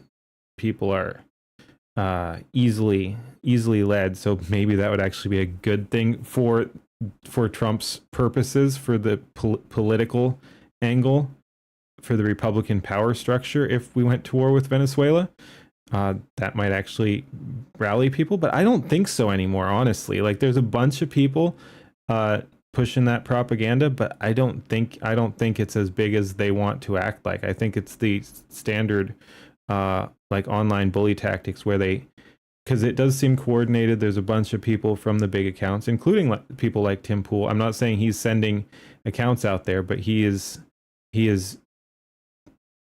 telling his audience specific things that will make some of the more easily led believe that, you know, people who are saying things like I am or like Clint is, that we are un-American for not wanting to go to war with Venezuela.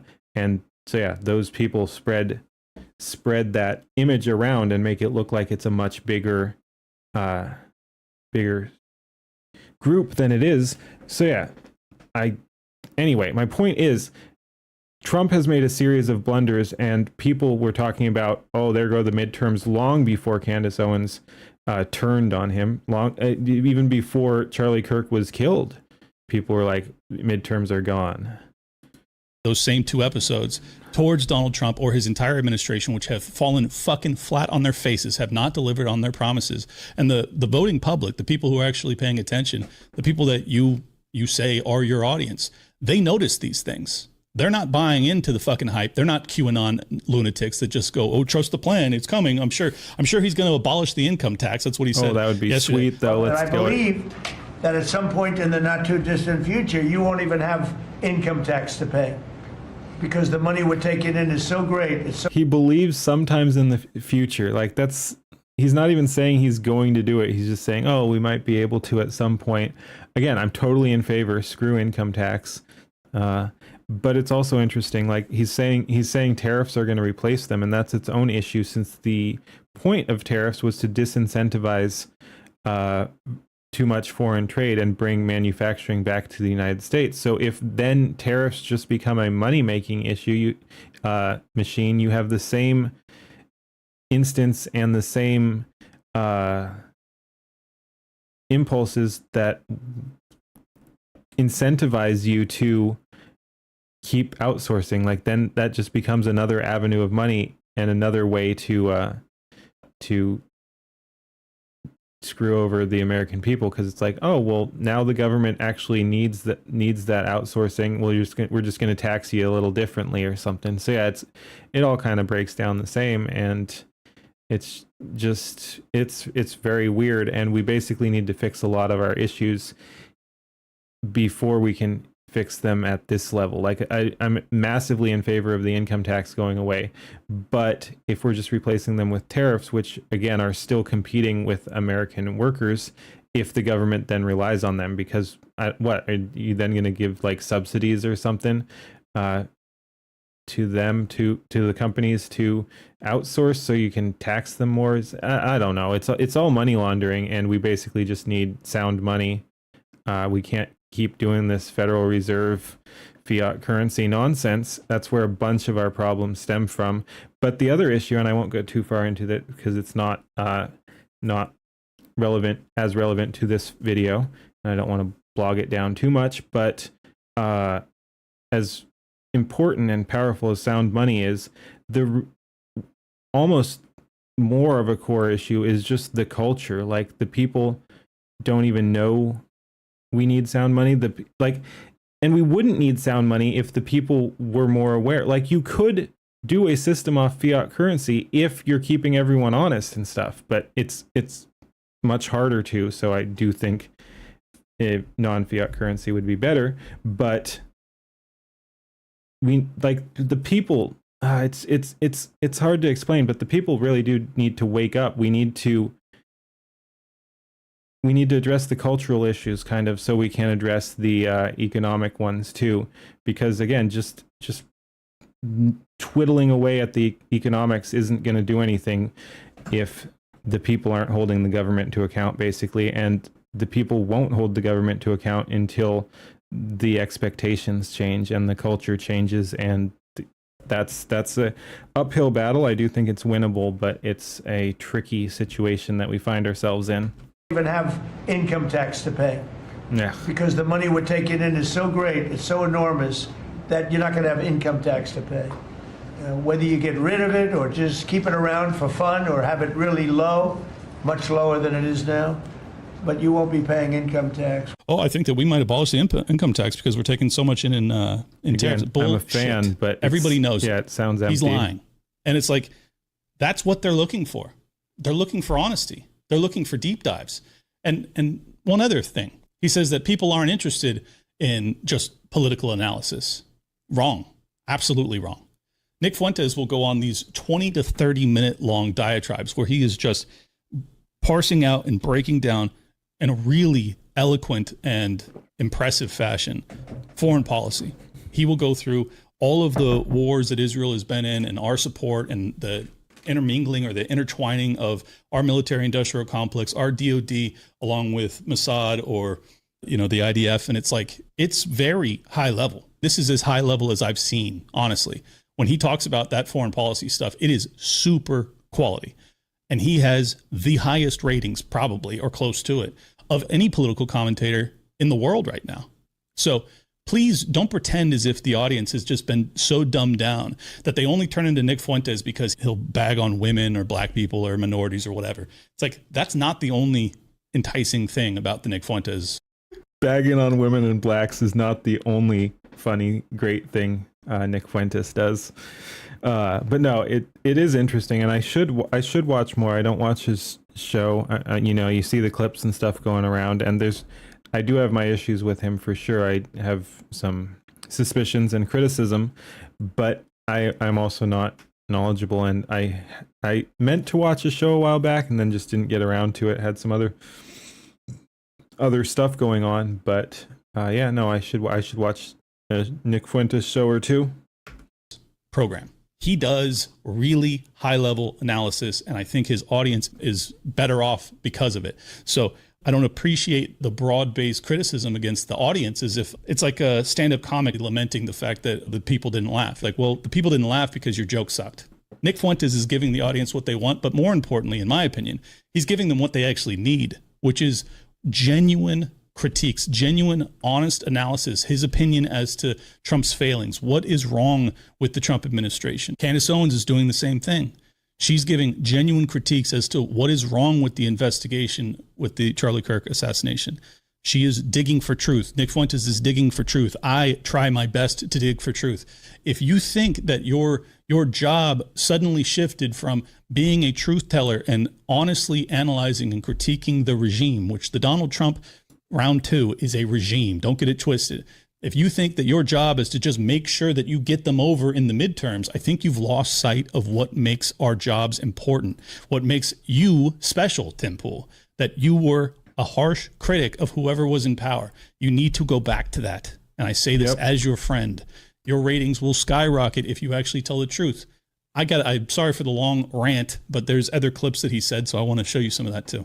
Additionally, all of the fucking cowards on the right who are too scared to say anything about her because she tweets at me talking shit or whatever, and then a bunch of people come and flood our chat. I could give.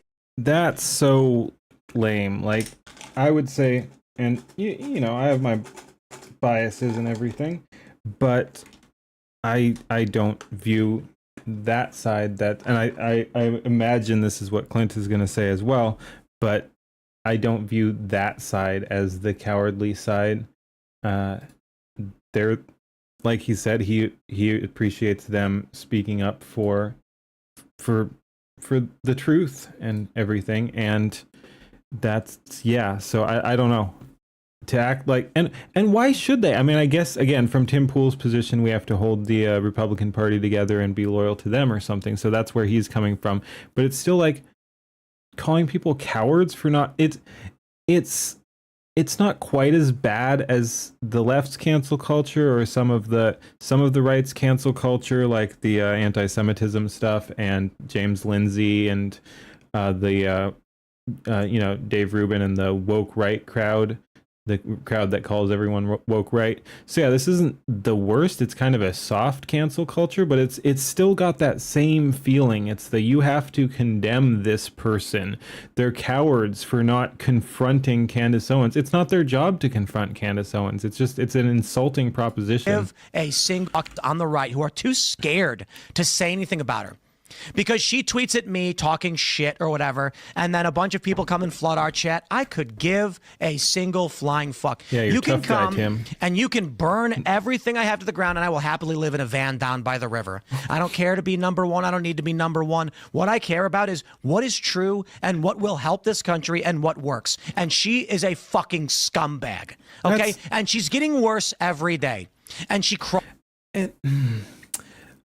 Again, I liked him, but it's also he has seemingly embraced the propaganda. Like I think he knows what he's doing, and I'm not sure this is genuine. Like I think he thinks it'll sell. Like I don't think he thinks Candace Owens is a scumbag. I think he's being performative here. It feels like a attack. What I care about is not what genuine is true feelings. and what will help this country and what works. And she is a fucking scumbag. No, okay? I'm And not she's buying getting it. worse every day.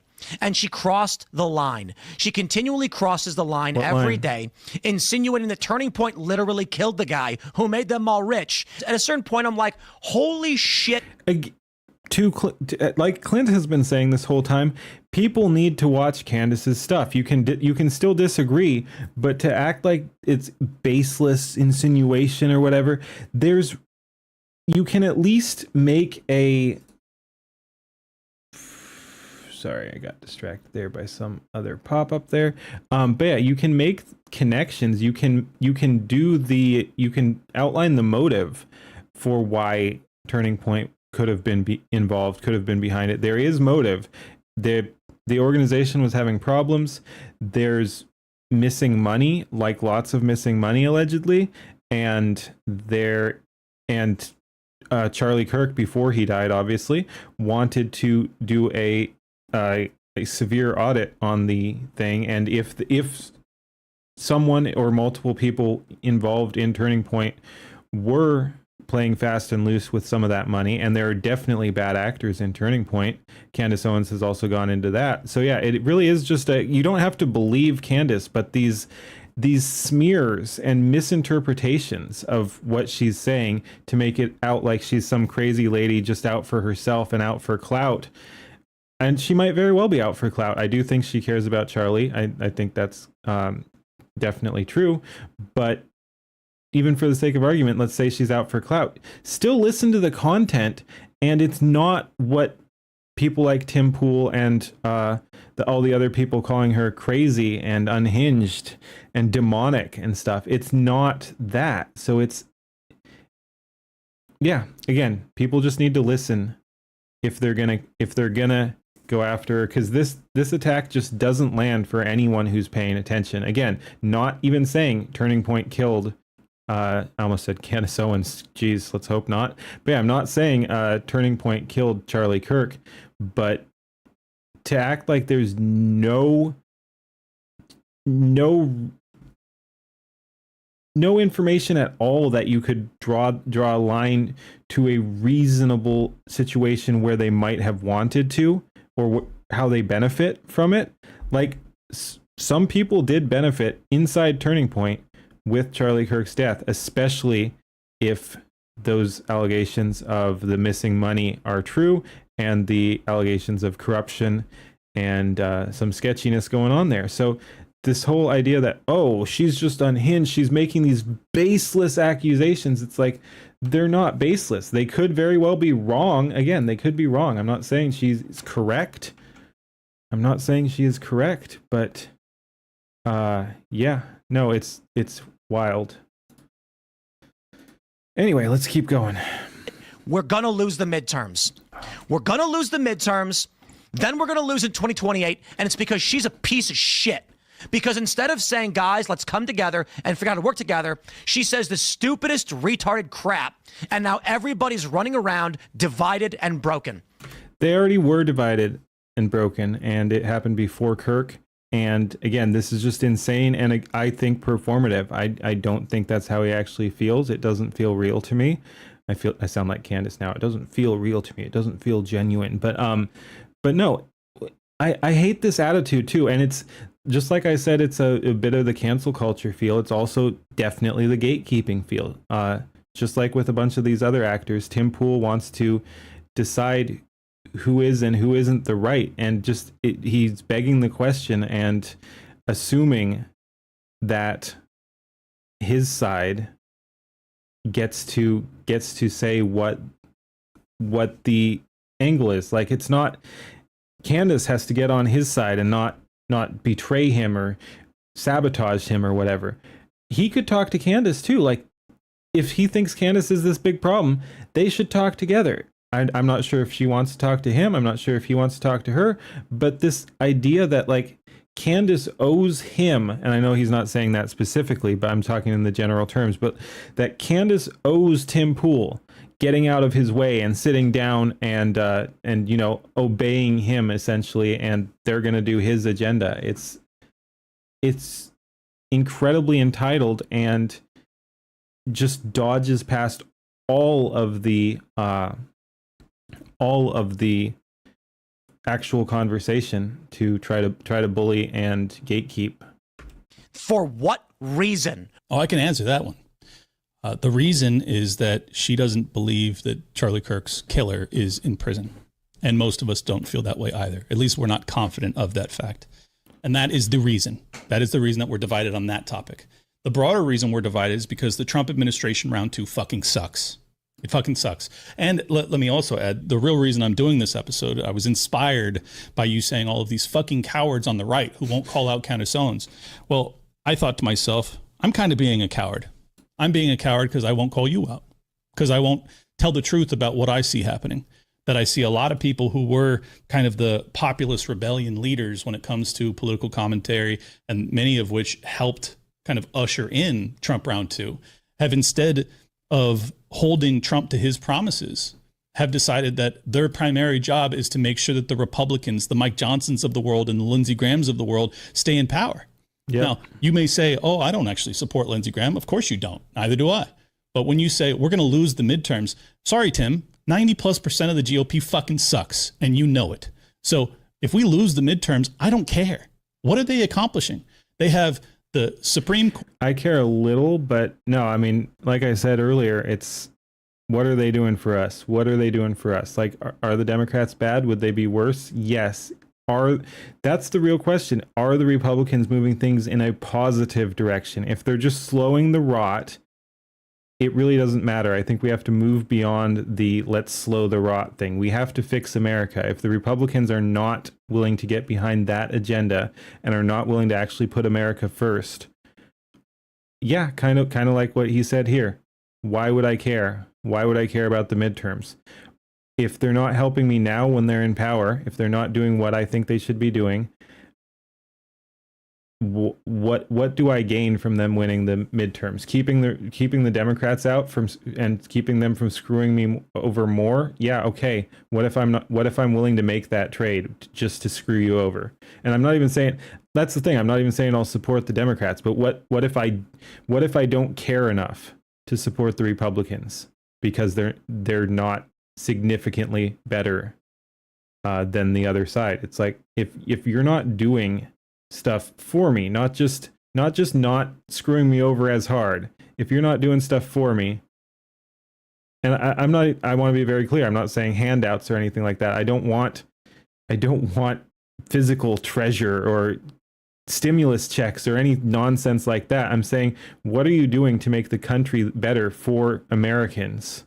And if the answer is nothing, and as in net nothing, or slight improvement or slight decay or something. It's like, what are we talking about here? You are in power now. You could be doing more than you are, and you're not. And you're screwing over people like Thomas Massey and Marjorie Taylor Greene. And again, probably going to go after Rand Paul. What's the point here? Why would I want the party in power that is going after some of the better politicians? Yeah. Court, they have Congress, they have the Senate, they have the White House. They've got everything, buddy. What are they fucking delivering to you? Yeah. And yet you think that the reason that they might He's lose the on midterms it. is because Candace Owens is concerned about who killed her friend? It's not that they've I just got to replay that because, I just like being totally in say sync we're there. going to lose the midterms.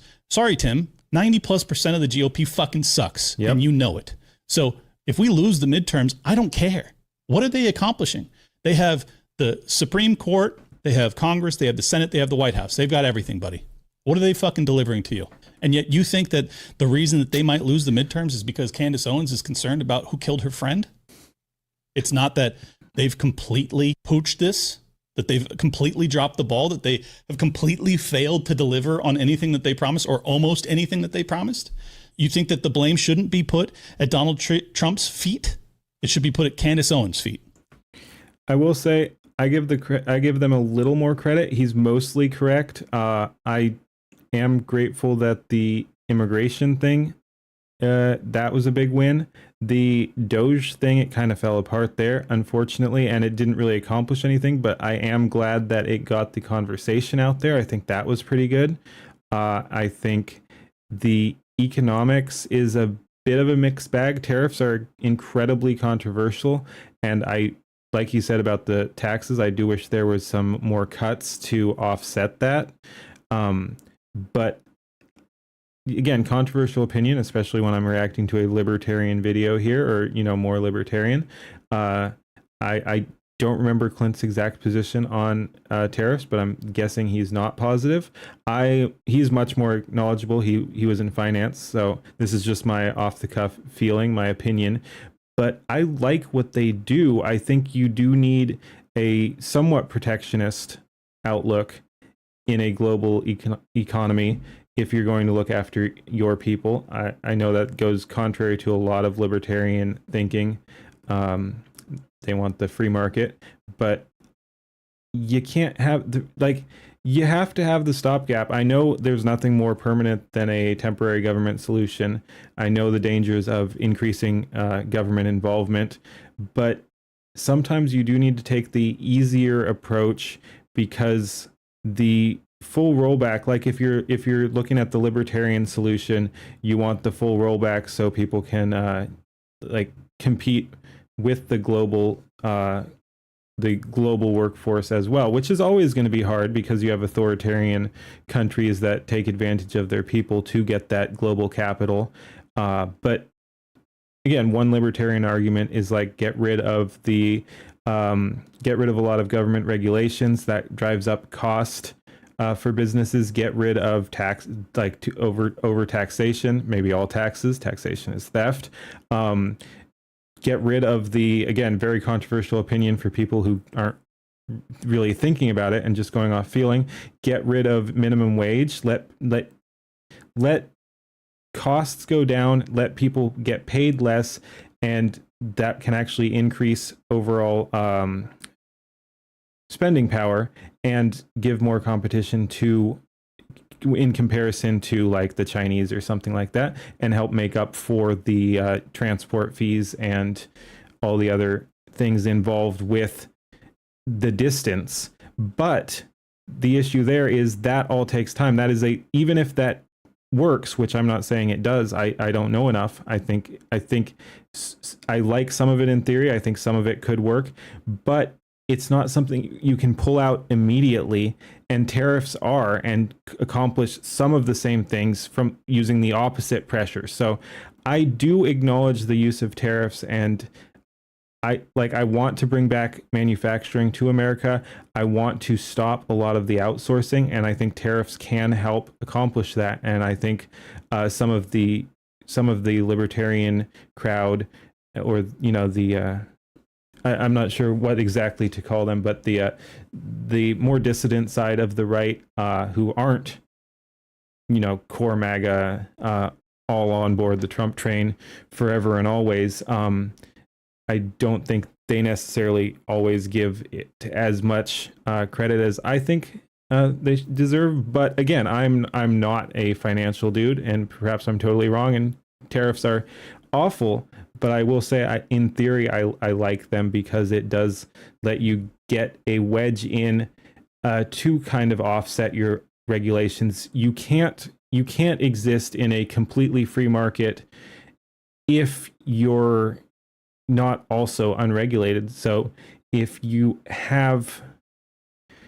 regulating your workforce and that drives the cost up, they cannot compete with Chinese workers, or that's just an example, but outsourced labor.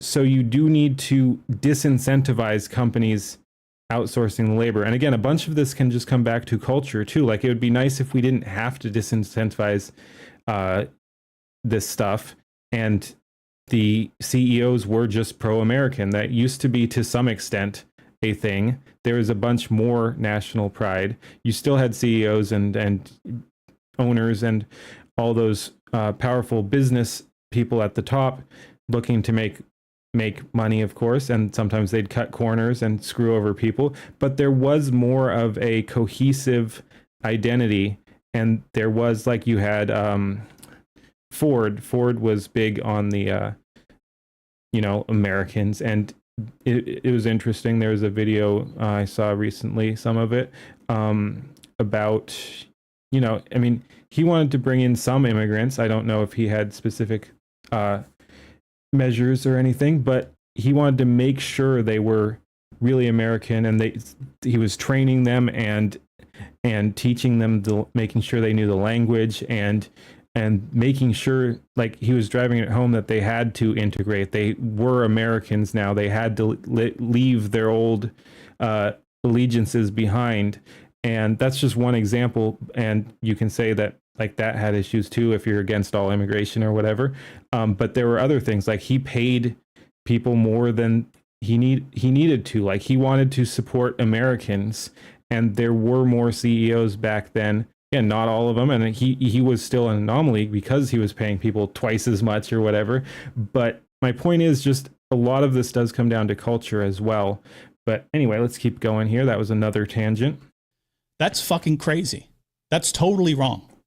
And as I said, I watched your show the past 2 nights, all 4 hours of it. And there's nobody on your show making these points. Nobody.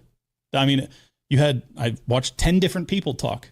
Nobody had any criticism of Trump's failings. Nobody had any real support for what Candace Owens is doing. Almost nobody had anything, skeptical to say about what actually transpired with Charlie Kirk's murder. 10 people. And I think it's just reflective of the environment that you've created, that they don't feel comfortable. Because I find it very hard to believe that all of those people that were on the panel over the past 2 days, none of them had anything to fucking say in defense of, like, 30-06 through the neck, like, doesn't make sense to me. No, actually, it doesn't make sense to me. Oh, why haven't they shown us the footage of Tyler Robinson in the prone position? Why did they start the video right after that shot's taken? Why have we still not been shown that footage? Oh, well, they're holding it for court. Oh, sure. But are we going to actually see that? Well, maybe not. Because maybe the court will actually keep cameras out of there. It's like, these are all things that I would expect you to be interested in. And yet you're angry at the people who are interested in it. Like, what? Again, I think performatively How does this make angry. any sense? Now she's at the point where it is video after video where she's saying it's an inside job. She's saying, like, there's a video of the dude. Again, it's clear he doesn't watch. Like, he's just spouting off and acting angry and stuff. But, like Clint said earlier, like all these other ones, RFK, JFK, MLK, there's all kinds of, at the very least, suspicions. Lone wolves do happen, but not to the frequency they want us to believe, probably. But, I mean, weirder things have happened. But yeah, I mean, just the idea that it couldn't be an inside job is crazy. Of course it could have. There were all kinds of people, including Turning Point and including Israel and some of the other people that they have pointed pointed out, there are all kinds of people and organizations that had motive and would benefit from Charlie being removed. So to act like they couldn't have played a hand in orchestrating his death it's just not it. Mikey McCoy grabbing his phone and making a phone call, and she's acting like that's weird. And then you get this other guy. What?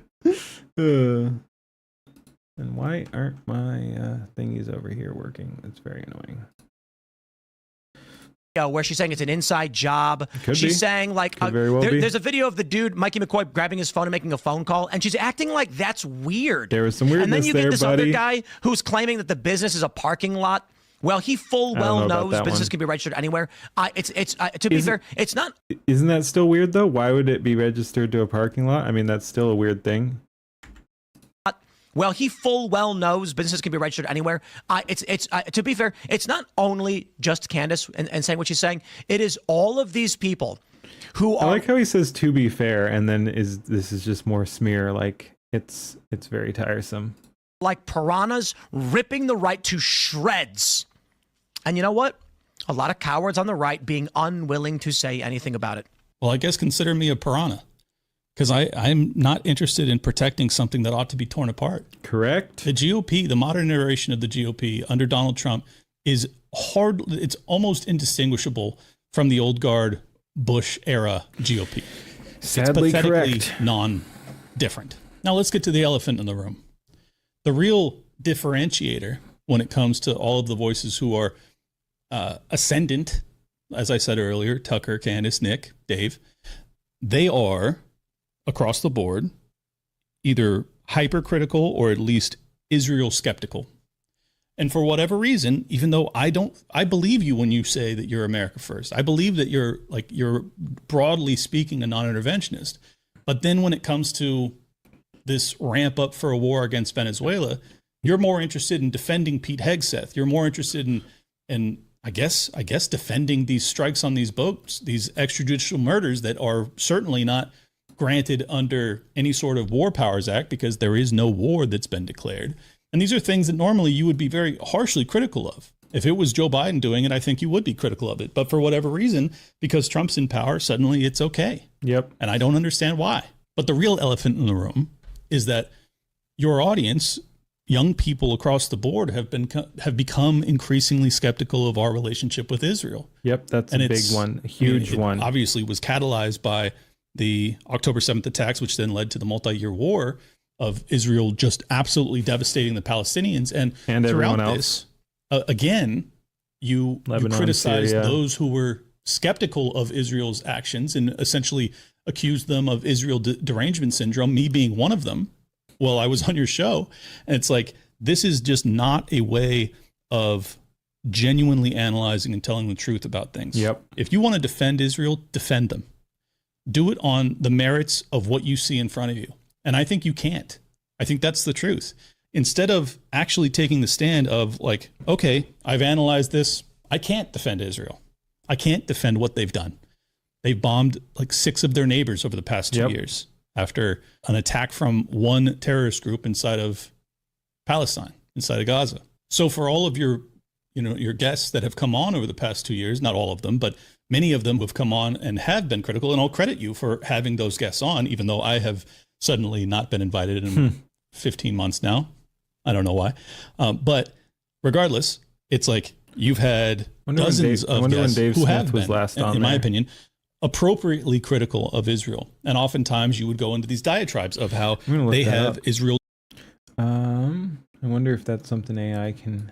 I hate AI, but it's also handy. So let me just do a quick Google search here. When was Dave Smith last on Tim Pool?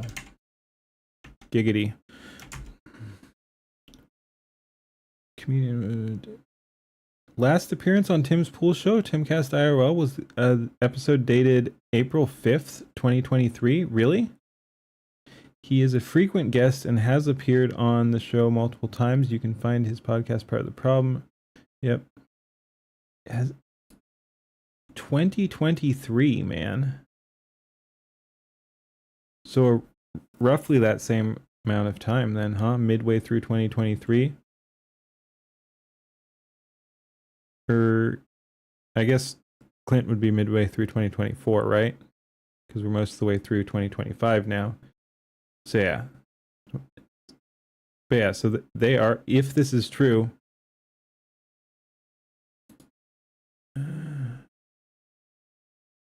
they're saying, I'm seeing something from 6 months ago though. Because yeah, AI is not always correct.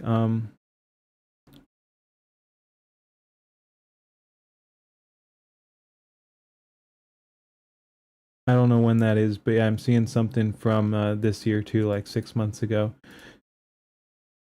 Yeah, and they mentioned what he said he regretted voting for Trump, so that was somewhat recent. So yeah, okay, so he hasn't been blacklisted or anything like that, apparently.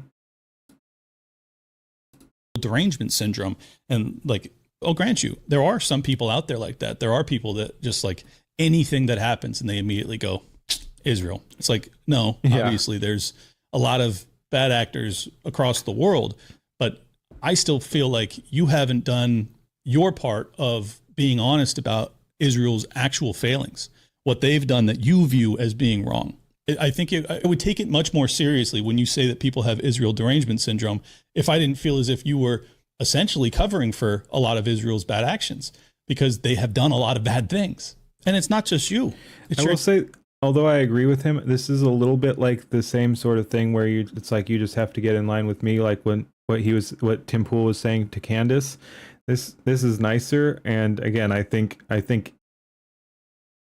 Clint totally thinks he's in the right, and again, I agree. I mean, I think it's clearly wrong what Israel is doing, so I get why you just think that people should condemn that, but it's still asking someone to go completely to your side. So yeah, I don't need Tim Pool to condemn Israel for me to trust him or whatever. I do want some more good faith discussion, and I do think there should be some more nuance, especially around Trump. So yeah, I don't know. I'm trying to split the middle here, but Clint is actually mostly right, because that's where a lot of people are feeling. So even if Tim defends it, he still has to address the issue and address the problem. So he can give alternate explanations for why those aren't actually problems, but he has to address the problems at the very least. He can still try to defend it if he wants. That's his choice, and if that's how he actually believes, he's of course should stand by that. But he has to address the issue, because it does sound like he's not overly much. I know he has talked about Israel some. It's not like Clint is going off the 2 days he saw or something. But yeah, no, he has to address Israel, and he has to address Trump's failings, because those are things people care about. Those are real things that happen wherever you fall down on the spectrum. Those are things that are happening. Like, you can even say they're wrong. You can say that people are wrong to condemn Israel, and Israel has done nothing wrong. You can say that Trump hasn't done anything wrong, and the people on the right who are displeased with him are morons or something. But the point is, there are still a ton of people who fall into those camps of not liking what Israel is doing and not liking what Trump is doing. So you do have to address those issues, even if you think they're just completely pointless. It's a massive split. Like we've both been saying, it's not Candace Owens who is making this split. The split exists, and it has to be addressed. You can't just throw it all out and condemn the people who you view as causing the split. Entire panel, this Elad guy who went absolutely nuclear on Candace Owens last night too, and it's like, it just comes across like basically lukewarm Fox News at this point. And if that's your comfort zone, so be it. I'm not telling you what to do. I'm just telling you my opinion as someone who was a fan of yours and a fan of your show in the past. Is like, I see a shift here that doesn't make sense to me. It seems as if you are off the beaten path. And this is across the board. This goes for Posobiec. This goes for Benny Johnson. I mean, the reason that these other shows are ascendant is because they are, without fail, right about these issues when it matters most, because they don't have any sacred cows. They don't have anything that they're unwilling to touch. Like, if Israel does something wrong, they say it. If Trump does something wrong, they say it. If I feel like you're doing something wrong, I'm saying it. because you're saying all these fucking cowards on the right. Well, I'm not one. I'm not a coward. I believe that the truth is paramount to all of this. And I hope that it doesn't destroy our relationship, because I do like you a lot. That's sincere. But I have to be honest. I think that that's the reason that political commentary is down across the board. It's not, though. Like I said, one of the things I most appreciate about Clint Russell, Liberty Lockdown, is that he will tell it like it is. Like Tim Pool is massive. It's good to be on Tim Pool's good side. He's massively successful. He's helped raise a lot of other people out too. It's similar to any of those big people on either side. Like it's similar to someone very politicized like Hassan or something like that. If you're on the left, you have want to be in a political commentator like that. You want to be on Hassan's good side. He can raise you up, and so yeah, it's similar to Tim Pool. I don't think Tim Pool is as extreme. Like Hassan is more out there, but I'm drawing comparisons between big influential political figures, and you want to be on Tim Pool's side. So Clint Russell, like, speaking of whether or not you're brave or not, that it's good. And like I said, I think even if Tim Pool cuts him off or something, I think the audience will reward him, because that's where a lot of people are coming from too. Like they want to hear the alternative. They don't want people just going along with Tim Pool because they think Tim Pool is failing. So if Clint Russell just hid under the bed and wouldn't touch any of these issues that Tim Pool wouldn't touch, and wouldn't call out Tim Pool because he didn't want to offend him or anything like that, he wouldn't be as popular. People want to hear this stuff, and you are incentivized to tell the truth. You are incentivized to, at the very least, like I said, address these issues. That's you can't sincere. hide. But I have to be honest. I think that that's the reason that political commentary is down across the board. It's not, though. I've never been better by multiples. Yep. I've gone from like 20,000 to 100,000 over the past 60 days. And it's not just because of the Candace Owens or the Charlie Kirk coverage. I've been covering a lot of other topics, and those episodes crush because I am genuinely interested in the truth wherever it may lead me. And I think that's the problem, is that for whatever reason, instead of just being interested in the truth wherever it may lead you, you're more interested in critiquing those that are after the truth, arguing that, in fact, that their actions are destroying the right. Wrong. The right is being destroyed because not enough people are doing the same thing. Not enough people are being honest about what is actually happening. That Donald Trump is compromised. That we are preparing for a regime change war in our hemisphere that will almost certainly be as disastrous as all of the regime change wars that happened in the Middle East. If it is found that survivors were actually killed while clinging on to that boat, should Secretary Hegseth, Admiral Bradley, or others be punished? I think you're going to find that this is war, that these people were killing our people by the millions, actually, if you look over a few years. No. I think last year we lost close to 300,000 people were killed. And very soon we're going to start doing it on land, too. But here's the difference. The regime change wars that happened 5,000, 6,000 miles away in Iraq or Libya or Syria. You know me, I rant a lot. I've been ranting a lot. And there's plenty I could say there. It's honestly so depressing and stupid. I don't even feel the need to like break that apart to like the drug stuff or the regime change stuff to why it's so stupid. It's so blatantly just nasty. Yeah, I'm not even gonna. Holy shit. That, and then the whole we're gonna do it on land too. It's like, okay, I'll address it a little. Venezuela is not where most of the drugs are coming from. A bunch of them are coming through the border, even though the border is more closed now. You still have a bunch of them coming from Mexico. He's palling around with the Mexican president. He's pardoning the Honduran president who was smuggling like 400 pounds of coke or whatever. It's not the drugs. 300,000 people were killed. Oh, and that's the other thing. And then I really will just let this go. I always hate that way of measuring death. Drug dealers, you can say what you want about them. They're not mass murderers. The people are willingly taking on the drugs. Like, they want the drugs. They'd find other ways to do other drugs. Like, people have always done drugs. People will always want to do drugs. And I think, like I said, I think we should address the culture. But yeah, just saying like Maduro has killed hundreds of thousands of Americans is just not true. You can say the Venezuelan, I don't even agree with that. I don't think they're the big players here, but you could say the Venezuelans have hurt America and hurt American way of life or something like that. But I completely don't agree with the trying to assign hundreds of thousands of bodies to them. That's not how this works, in my opinion. Years. I think last year we lost close to 300,000 people were killed. And very soon we lost and 300,000 people were killed. It's a little different. We lost 300,000 people to drugs, I guess is what he's talking about. And that is absolutely tragic and does need to be addressed, but regime change is not the way to address that.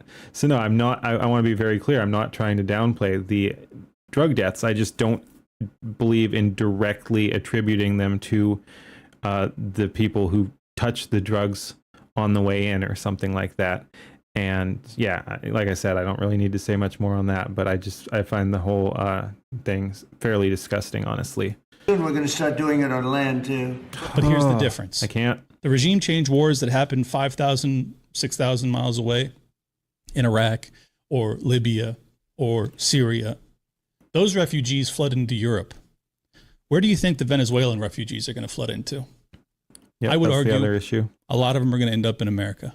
And if you're being honest about it, and the surrounding region, you know that Donald Trump has not been nearly aggressive enough when it comes to his deportation. And if you're being honest about it, he has not been nearly aggressive enough when it comes to going after the deep state.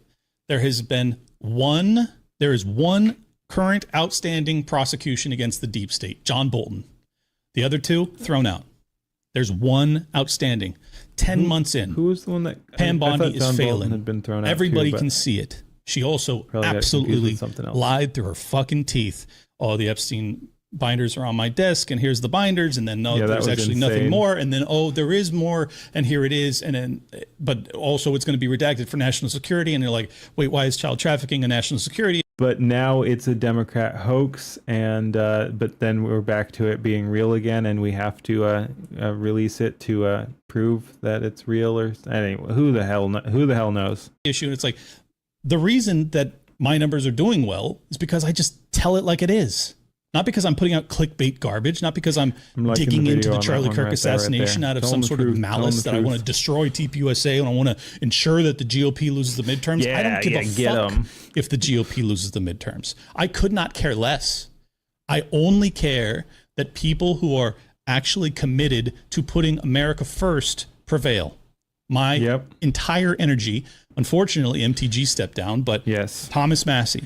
But yeah, I view it kind of in the opposite way. So he's saying like, well, not from Clint, but they're saying that, we're going to lose the midterms because these people don't support the Republicans enough or something. It's kind of the opposite. Like, we're going to lose the midterms because the Republicans aren't doing their job. Like, it goes the other way. That's how a representational system works. The politicians represent the people, not the other way around. So to act like the people need to be loyal to the politicians is backwards. The politicians need to do their job and show that they're worthy of being supported by the people. And if they're not going to do that, then yeah, they're going to lose. That's my number one focus. As long as I keep him in there in the midterms, that will be mission accomplished. And it would mean a lot to me if you, with your immense platform, would actually speak up in his defense. You know he's a fucking good guy. You know he's honorable. He's one of the best people we've got. And Donald Trump has, along with the Adelsons and other billionaire scumbags who are also affiliated with the Epstein operation, have put up a $22 million bounty against him. Absolutely insane. When you say, oh, we're going to lose the midterms because of Candace Owens, well, what if we lose Thomas Massey because of you? Should I then turn around and blame you for that? No, I won't actually, because the blame lies at the top. The blame doesn't lie with the commentators who are pointing out things that you're uncomfortable with. The blame lies with the fact that Donald Trump is fucking compromised, that he is owned by his donors. And that's the whole reason that MTG resigned, probably because she was scared for her life. And that's the whole reason that there's this $22 million bounty, primary bounty, against the best congressman since Ron Paul.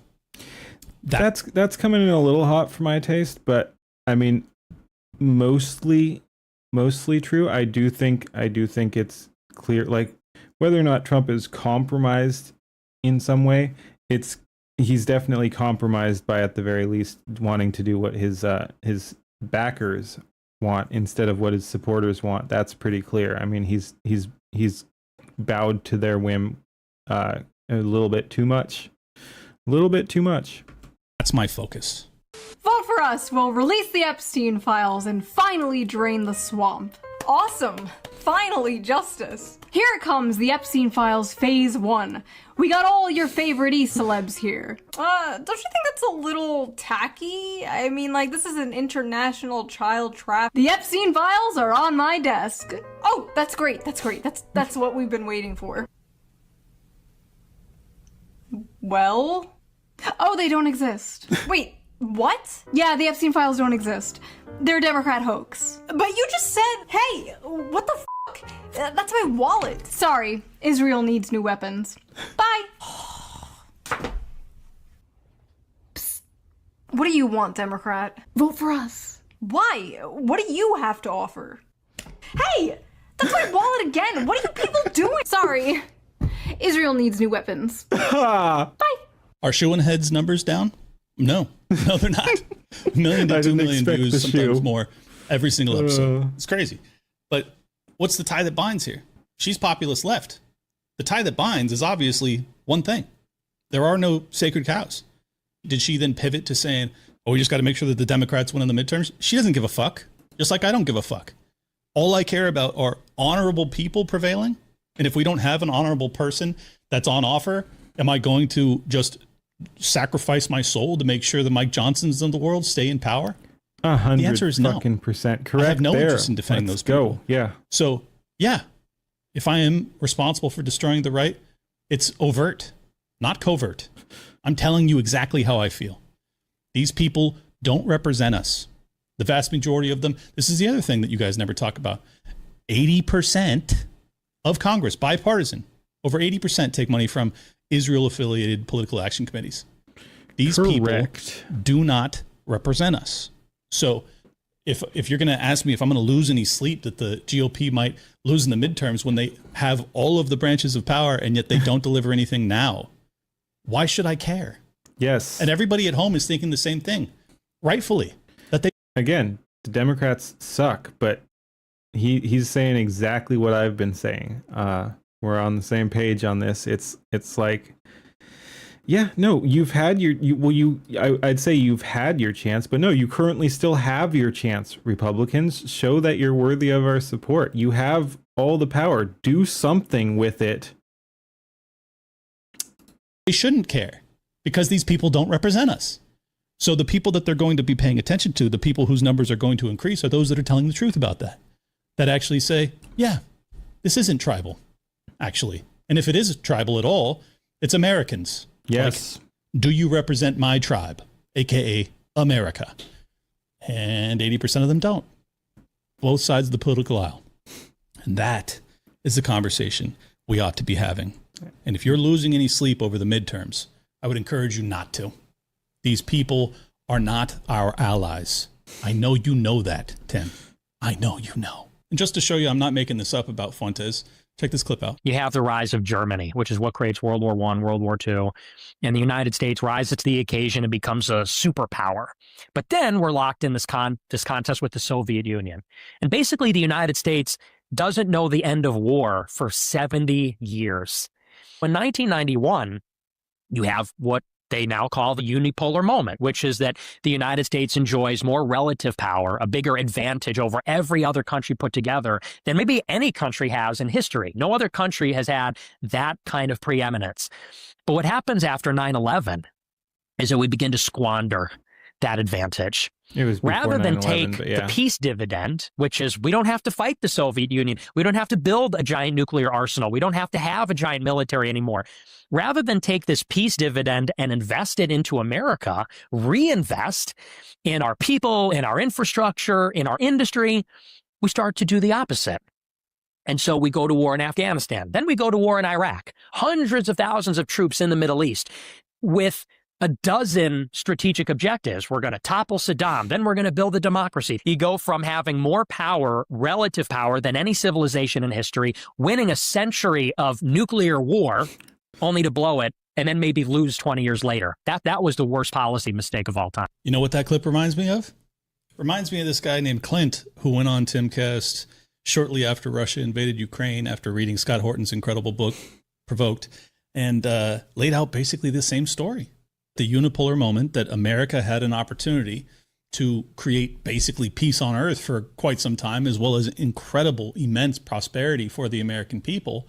And instead of embracing that and trying to make that permanent, or at least hold on to it for as long as possible, we wasted all of it on consistent militarism and intervention, largely on behalf of Israel for the next 20 plus years.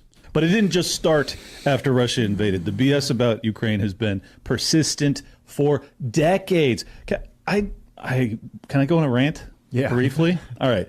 So first off, the World Bank and the IMF absolutely destroyed Russia in the 1990s. And I didn't know anything about this until I read Scott's book. But after the fall of the USSR, the West broadly, but obviously America being the leader of the West, had such an incredible opportunity to look at their fallen foe and say, we are going to welcome you into the capitalist West. Because most people don't know this, but the Russian people, after the fall of communism, were extraordinarily open to the idea of capitalism because they were like, well, that sucked. Let's give this a go. And instead of welcoming them with open arms, they were just kicked in the teeth repeatedly by the West. And George Bush's administration, Bill Clinton's administration. Which is a callback to post-World War I Germany there, too. It's the exact same thing that led to the World War II. George Bush's Jr.'s administration. Year after year, you had both Yeltsin as well as Putin that requested, if they could be added to the UN, or excuse me, to NATO. They were laughed off, never even given a consideration. And the only requirement that Putin put on it was that he wanted to not have to wait in the normal line, which obviously, as a nation with over 6,000 nuclear weapons, you might want to go like, all right, yeah, we won't make you wait. Isn't and the reason 50,000? No, 6,000. As far as I know, it's 6,000. But the reason he didn't want to wait is because the hardliners in Russia that were super anti-West probably would have toppled him in that interim. So he's just like, look, slap us into NATO. He didn't have the time to wait. Yeah, he's like, I can't wait. If you want me in there, put me in there. Let's just accept the fact that we are European. And what do they do instead? They alienate and they drive them into back-to-back depressions over a 3-year period that greatly diminishes the life expectancy of the Russian people. I'm talking late 90s. I was a kid at the time. I had no idea any of this was transpiring. And then, as a byproduct of this, you now have driven Russia not only into war that could have been avoided if our lunatic State Department hadn't been involved, but also into the arms of the CCP, the communists, who also have nuclear weapons, and might I add, over 1 billion people. And we risk World War III now when none of this had to happen. None of it. So you were correct. They have 5,977. It was at their peak. The Soviet Union had 45,000. Yes. And that was the other thing that they were doing. Yes. They were cutting back on their nuclear arsenal. They ended the Warsaw Pact. They were doing all of these like signs of good faith. And instead of treating them with any sort of respect as a nuclear power, they were just laughed off and abused. And like, this is not to justify or write off Putin's responsibility in the death of countless Ukrainians. And it's absolutely tragic. But to write off the West's responsibility in this, and the U.S. specifically, the Bill Clinton administration, which gets a total clean bill of health. No one even pays attention to what the Clinton administration did to them during that period. But they, along with the IMF and the World Bank, absolutely destroyed Russia, and they laid the groundwork for a nationalistic rise of a strong man like Vladimir Putin. Did people start to tune into Nick Fuentes because he's just this... The more I learn about this Clinton guy, the less I like him. Hate monger, and he's got nothing of value to say. Or do they stick around because he's got information like that? Because he's got some really interesting, truthful things to say, too, amongst the hilarity of him dragging minorities or whatever. It's like, There's more to him than meets the eye. And I know you know that. And while this has seemed as if this is just a direct response to you, this is, as I said earlier, this is more of a macro analysis. Talking about Tim, though. This is the bigger problem that we're facing right now, is that so many of the people, so many of the independent political commentators who were just like me a couple years ago, who were telling the truth about whatever they saw happening, now see themselves as being essentially apparatchiks to the Trump administration. It's really gross. They have it to really make is. sure that the GOP wins in the midterms. That's priority number one. That is not our priority. And if that's your priority, that's okay, but it shouldn't be. And I hope you'll reconsider, because I think what matters more than that is making sure that we hold the powerful to account, that we hold the FBI to account when they give us a bullshit narrative that has holes fucking as wide as a 30-06 wound in it, that we demand better, that we demand disclosures. When you have promises made by the Trump administration, including many of his second and third in commands, Bondi, Bongino, Patel, that when they make promises and then they fail to deliver, you don't chastise me or Thomas Massey, and I'm not saying you've done that. I'm just saying focus your ire where it's deserved, that it should be focused just like a needle point right on the people who lied to us, who promised these things and got into power. As I've been saying, I kind of come down a little more in the middle. Like, that would be nice, but you can't just ask someone to go completely to your side just because you think you're right, even if you are. But no, he at the very least needs to be more open with addressing these things. That's the middle ground I'm doing is you can't just be a propagandist for one side if you want to be taken seriously as a truth teller. So yeah, you don't have to focus on all the failures of Trump, but you at least have to address them. Like, you can't just be a cheerleader based off of lies. Fuck these people. And you don't reflect the anger towards them. You reflect the anger towards Candace Owens. Yep. Because she's doing great numbers. That's the beef. What's the priority here? It doesn't add up. It doesn't make sense. And it comes across in a very bad way, just being totally honest about it. And here's the thing. At the end of the day, I believe that you and I want the same thing. I believe that you want to make America great again just as much as I do. And I believe that we have similar, not identical, but similar prescriptions on how to do that. But I think that neither of us will succeed in that if we are caught up fighting amongst ourselves. If we are caught up wasting our times criticizing Candace Owens because she is interested sincerely in finding out who killed one of her best friends. Whereas our energy ought to be focused, in my opinion, and it sounds as if in yours as well, on what really matters, which is making sure that the people who were elected and put into positions of power fucking deliver. Yes. And if you're just interested in making sure that the people that we put into power stay in power, well, then they're not going to deliver. That's how you get all that same mess. That's how you get the exact same issues we've had for decades. Yep. No, it really does have to be the voting people have to reassert some level of power here, because the representatives think there are rulers, and they have for a while. They owe us. And I hope that message is clear. It's a problem that these people who some of us vouched for, like I for one, I said that Cash, I think I had done that panel with Brett Weinstein and Angela McArdle and Cash Patel. Yep. A little over a year ago. And I said, I met him, we talked on stage, we talked off stage, and I was hopeful. I'm doing a panel with this guy and we're talking about how to defeat the deep state. And then I hear his name floated as like, he's going to be the head of the FBI. Like, wait. A guy who did a panel with me about how to defeat the deep state is going to be the head of the FBI. All right, I'm in. Yeah, that's one really disappointing thing about Trump's current term. Again, there's plenty I like, but there's plenty I don't, and does need to be called out. This is just on its face the most interesting, the most outsider administration, and then you had a bunch of them just cuck to the deep state, it seems. But yeah, we had some very interesting people from all walks of life, all political spectrums. Like some of my favorite people were ex-Democrats. We had Tulsi Gabbard, who should have been anti-war. She was a non-interventionist. I mean, she was never hardcore anti-war, but she recognized some of the problems. So it's not like she was claiming America would never go to war or anything like that. That wasn't her pitch, but she was clearly more on our side than she was the neocon side. And then she flipped and did the whole, I mean, she's clearly been pressured. She counteracted her own intelligence reports that she'd stood by somewhat recently before then, and said that Iran was 2 weeks from the bomb or whatever. And so, yeah, she helped give excuse to do that strike on Iran. That was a betrayal. RFK has been doing some decent work, but has also slipped on some other stuff and done things he said he wouldn't. I still think he's doing some good stuff, but then you've got Kash Patel and Dan Bongino who are just telling us to trust them while they're doing nothing or seemingly involved in potential cover-ups and stuff.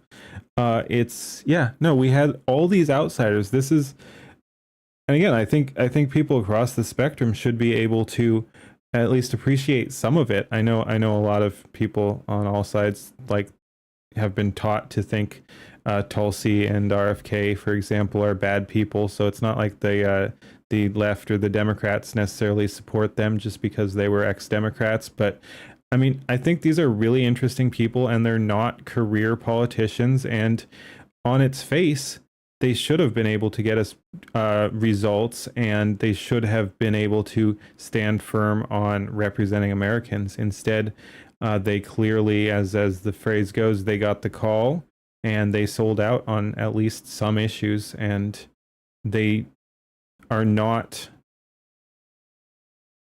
at least fully America first. They're not Americans first. They're not willing to represent us in every single way. They've made serious compromises, I guess would be one way to put it. But yeah, so that's very disappointing too, that we get this amazing outsider collection of people, and they're a mix. They turn out to be like a mix of sellouts and incompetence and traitors in some cases, where they're actually actively hiding things from the American people while trying to act like they're our friend. It's pretty insane. Well, let's see what he does. But it's like that only goes so far. You've been in power for 10 months. You've lied through your fucking teeth time and time and time again. Provably so, which I've demonstrated in prior episodes. You can go back and look at them if you want. He absolutely lied to Joe Rogan. Absolutely lied. So, I didn't really doubt whether or not Epstein unalived himself. It's like, this dude's a fucking liar. He's a liar. Trump's a liar. And his administration is filled with fucking liars. And your audience, our audience, everybody who's interested in political commentary is just looking for honesty about this. They just want to know that when you see someone lying, are you going to call it out or not? The reason I ride so hard for Thomas Massey is because he fucking tells the truth over and over and over again. He's the only guy since Ron Paul that I've seen who I've never caught in a lie. He's just like true blue. He says it, he does it, or he tries his hardest. And if he fails, he says why. Like nothing is happening in the Trump administration. And you and Posobiec and Benny Johnson have immense reach, especially with Charlie Kirk tragically passing, to basically do the heroic, courageous shit that Charlie Kirk did in private. You don't even have to do it publicly. You don't have to do it on your show. But Charlie Kirk went into the White House 3 months before he died, tragically, and he said, don't go to war with Iran. That is courage. That's speaking. Yeah, and if that actually played a part in not going to war with Iran, Charlie Kirk will always be a hero just for that alone. I mean, that when we see what happened to Iraq and Afghanistan, and as well as of course all the Americans involved in that, like the death count is higher elsewhere, but just from a I only care about Americans, like if that's your perspective, I primarily care about Americans, but I absolutely don't want hundreds of thousands of foreigners dying either, of course. But my point is, even if your point is just, I don't care about any of those dirty foreigners, they could all die and I wouldn't shed a tear or anything like that. If that's your perspective, those wars were still disastrous for Americans, both economically and the soldiers who went over there and fought, and to use the YouTube friendly term, then came back and unalived themselves, some of the ones that survived. And then you did have people not surviving over there too. So yeah, you had people in combat, you had people coming back here. We lost a bunch of Americans for those decisions, and that would have happened too if we'd gone to war with Iran. And thankfully we have not at this point. Hopefully that remains the case. You now have, I wonder if he'll get to it, you now have Turning Point after Charlie's death, basically advocating for war with Iran now. They want to do it. They want to ramp it back up. It's kind of insane. It's kind of evil. But yeah, no, if Charlie Kirk played a part in that, he's an absolute hero. And I mean, even if him objecting to that plan didn't move the needle, he's still a hero for attempting to. That's more than any of us did. He went up there, he said, I forget if it was to Trump directly, but let's just, for the sake of drama, say he went right up there and say, Mr. President, don't go to war with Iran. And that's heroic, definitely so. And again, could have saved tens of thousands of American lives and hundreds of thousands of Iranian lives. Truth to power. That's holding the Trump. And just before we get back on there, so yeah, tens of thousands of American lives, hundreds of thousands of Iranian lives, and as well as avoided more refugee crises, because that's also what happens from these regime change wars. So yeah, again, even just from the American perspective, you save tens of thousands of American lives and help preserve what we have of the culture and not flood it with more immigrants who are in many cases hostile to us because we've destroyed their homelands and stuff too. So I mean, yeah, that's a massive win, not going to war with Iran. And like I said, hopefully it stays that way. Is courage. That's speaking truth to power. That's holding the Trump administration to their promises. Now, did it prevent them from bombing them? No, it didn't. I wish it had. But maybe it prevented a ground invasion. Maybe Charlie Kirk saved American lives with that one act of courage. And maybe it cost him his. That's also a possibility. So I think, and it may be this simple, maybe Posobiec and you and Benny are all afraid. Maybe you all suspect the same things that Candace Owens does, but you don't want to talk about it, that you want to move on because it's scary, because it's dangerous. I don't know. Maybe. Or maybe you genuinely just trust Kash Patel and Dan Bongino because you've talked to them in the past. But let me just tell you, if you fucking actually pay attention to the stuff that Candace has dug into, I'd say probably half of it I think is totally nonsense. I personally don't think that France is behind this. I could be wrong. But I think that there's a lot of things that she has gone into that are definitely of value. Yes. Particularly the group chats, particularly if she's right, which she has tripled and quadrupled down on this, that the day before Charlie was taken out, he texted many people in TPUSA and he said, they're going to kill me. And the implication was tomorrow. And then his life was taken the next day. I don't think that that's nothing. I think that matters a lot. And I think that this sit down between Candace Owens and the TPUSA people will be exactly what this country needs. No cowardice. Agreed. No carrying water. Just fucking telling it like it is. Asking hard, sincere questions face to face and then answering them in response. That is how we progress. Yes. And for the record, it happens. That's how you keep the right together. You don't keep the right together by criticizing and chastising and blasting those that are demanding the truth, that are demanding. Especially so disingenuously and incompetently like some of these people do. Like, again, it would be one thing if you were debunking Candace, like if you were actually setting things down and being like, here's what she got wrong, this, that, and the other thing.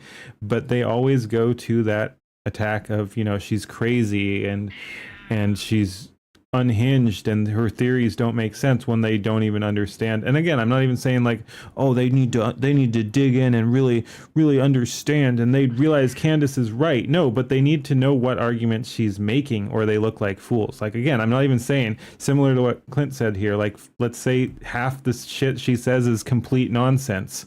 Let's even say 75%, 80% is complete nonsense for the sake of argument. You still need to know the compelling argument she's making, because if you just go with the oh, she said she saw it in a dream or something like that and try to paint that as the only thing she's ever said, then the people who are following like that creates division right there. Again, it really does go back to, that's kind of the core here, and Clint has brought it up a few times. It's honesty. You have to show that, you have to inspire faith in you that you're a good actor. If you're being duplicitous, if you're lying even just by omission or something like that, the people won't trust you, and that creates a division. It's not about audience capture. It's not about giving them what they want per se. It kind of amounts to the same thing, but it's not like bowing down to them, but it's addressing the concerns that are had. You don't even have to agree with it. You can still say Candace is wrong, but at least know what she's talking about. Because if you're just attacking her, but showing that that's all you're doing and you don't actually have anything, you're not debunking her, you're not addressing the issues, you're just calling her crazy, you're just calling her unhinged, you're just calling her as psycho, a grifter, all that stuff. If you're calling her demonic, that's just all creating more division. It's not about like bowing down to her and getting on her page or anything like that. It's just like, you got to know the issues. You have to be actually able to address what she's saying. And you can still think it's nonsense, but you have to show that you have done the work. You are educated in what she's actually saying, because she does have a lot of fans. And if you just come after her with these half-assed attacks, you're going to look like an absolute idiot and untrustworthy. And that's kind of what is happening with Tim here. Like, I'm not calling him out specifically. Well, I did, obviously, but I'm saying not exclusively or whatever. But this one was about Tim, so let's take Tim here for an example. A bunch of people are doing it, but Tim definitely is. And yeah, if you attack her, it's basically the if you take a shot at the king, don't miss, basically. And these people like aren't even holding their bows right, and have the arrows on there all wrong and stuff. They're not even taking the shot right, much less getting even close to hitting. And they look like clowns. They look like jesters instead of kings. They're up there playing around instead of actually addressing the arguments. And people see that and are like, hey, what the fuck? This isn't what we feel represents us. So yeah, that creates more division if you're taking shots, but they're half-assed. If it looks like you're just running propaganda for someone else to attack someone who is actually addressing your issues, that's going to create a division between Tim Pool's people and Candace Owens' people, much more than Candace Owens asking questions is going to create that division. Answers. You keep the right together by giving answers, by getting answers, by demanding answers, by demanding that the right deliver on what they promised us. And if they don't deliver on what they promised us, they deserve to lose, and they should, and they shall. And that's a good thing. It's not necessarily about deserve, like I said, but it's more about like, yeah, no, why would I care? Like they have to show they're worthy. But yeah, no, I don't want them to lose, but there just comes a point where it's like, I don't care enough to try to make sure they win or to, be on your team if you're not on my team. That's healthy. Fuck these people. They don't represent us. Fuck these get people. The fuck out. Fuck these Go people. home. Get out. Go get your board seat on Boeing or whatever. But don't expect us to just vote for you because Donald Trump tells us to. Just yesterday, this Tennessee congressman barely wins after Trump carried the state by like 25 points or something crazy. This guy barely wins, and I go through his website, and what's it say? Sure as shit. He's like, I'm going to carry forward the America First mantra of Donald Trump. But then it goes, you scroll down, it's like, what's he say about Israel?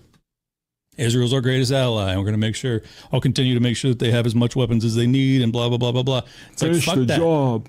I'm done with that paradigm. And Nick Fuentes is done with that paradigm. And Dave is done with that paradigm. And Candace and Tucker, they're all done with that paradigm. They're enemies of Western civilization. Who are these people? Are they the Muslims? Are they the Jews? Are they, whatever people have always... No. They're not the Muslims. They're not the Jews. They're not the blacks. They're not whatever group you're blaming. They're any individual who doesn't acknowledge the human soul. Period. That the rights begin and end with the individual, not the group. Therefore, an attack on Western civilization looks like this. It's tribalism. It's identity politics. But Western civilization is itself a group. I like Tucker, but this is kind of missing the point. It's kind of the opposite. Like, I'm not calling for full tribalism, full collectivism or something, but if we're talking from an American perspective, that does need to be the American tribe. So yeah, I thought he was going the opposite direction here. Because yeah, it's not the blacks, it's not the Jews, it's not the whatever, it's the Muslims or whatever. It's the anti-Americans. Like, so it's kind of the opposite. We do need to get at least a little tribal, a little nationalist. Like, we need to know who we are, because if we don't, we can't defend ourselves. We need those clear lines, and if that's the American lines, that's what that is. But yeah, so no, it's not specific groups, but it's the people who don't have our interests at heart. It's the people who don't represent Americans. It's the people who hate Americans. Then that can be any of those groups. Like, there are blacks and Muslims and Jews that hate Americans. So some of those people definitely do fall into that group of the enemies, but it's not about their individual characteristics. But yeah, so no, I like Tucker and I get where he's coming from, but they're, and again, it's kind of weird because I'm coming from I'm expanding, but I'm generally a libertarian. But there does need to be collectivism. Like, individualism alone is not the answer. Individualism needs to be protected by some collectivism. Like, again, you need that identity to know what you're defending. You need those lines or it gets subverted. If you're completely individualist, if you're completely free market, if you're completely there's another one. Anyway, you need to protect, you need to know what that is you're protecting. I'm going around in circles here, but you need a strong identity, and individualist identity doesn't cut it. It can be a part of the overall identity, but you need that knowledge of the rest of the group, and that can just be as simple as American. It doesn't have to be skin or religion or anything like that. It can be American, but you do need collectivism to some extent. Again, I'm not saying, let's go full in on this, but you also can't run away from it. Like, saying we can't do collectivism is itself unaliving. Yes, it harms us if we can't even say who we are. It's DEI, it's whatever, it's Zionism, it's any belief system that begins with the understanding that one group is morally superior to other groups. We don't think in terms of groups. It doesn't have to be morally superior, but you do need to know what groups you belong to. And again, that can just be as simple as national borders. That can be Americans. Like, I don't think I'm better than a non-American, but I want my people to prioritize me over them, over the foreigner, not because I'm better than them, but because we're a nation and Americans have to be protected by the American government. That's the whole point of a government, is to look after the people of the nation. So yeah, it's not about being, I agree with Tucker there that you shouldn't think of one group as better than another per se, but you can prioritize the interests of one group over another. Christians or Westerners, we think in terms of the... Which, again, it is not saying mistreat them, but it's like, maybe we don't want too many foreigners here, for example, or something. Like, you can limit immigration, for example, in this instance of American versus non-American. That protects Americans, because if we flood with too many immigrants, again, it's not even about who's better or worse as a person or as a soul, to Tucker's point, but it's about we have to protect existing Americans here in America, because that's what an American is, among other things. But we have to protect Americans. And if too many foreigners coming into the country dilutes, for example, the labor pool, or expands the housing costs or something like that, there's all kinds of different ways that can hurt Americans, and we do have to protect Americans from foreigners. Individual. It's literally that simple. What does it mean to defend the West? I'm a Western, Netanyahu, I'm a defender of Western civilization. No, you're its enemy. Of course. You're literally its main enemy. Why? Okay, we're back to base, though. The reason that Netanyahu is an enemy of Western civilization is because he believes and has said out loud that we're fighting these people because of how they were born, because of their inherent evil. We don't believe in that. We believe every person is inherently flawed, but salvageable because God made every person. The American people are done with that paradigm, and that includes the right wing. That's right, that's left, that's populist, that's the energy, that's where it's at, that's where the audience is, that's where the numbers are, that's where the clicks are. That's not about chasing clicks, it's about telling the fucking truth, that we are fucking compromised, that our political elites are compromised, and all people want is for us all to tell the truth about it. So absolutely. I hope you will. Love you, buddy. At Liberty Lock Pod, all to tell the truth about it. So I hope you will. Yes. Love you, buddy. At Liberty Lock Pod on X, if you want to support my work, subscribe there. I'll follow you back. LibertyLockdown.locals.com. You could also support me there.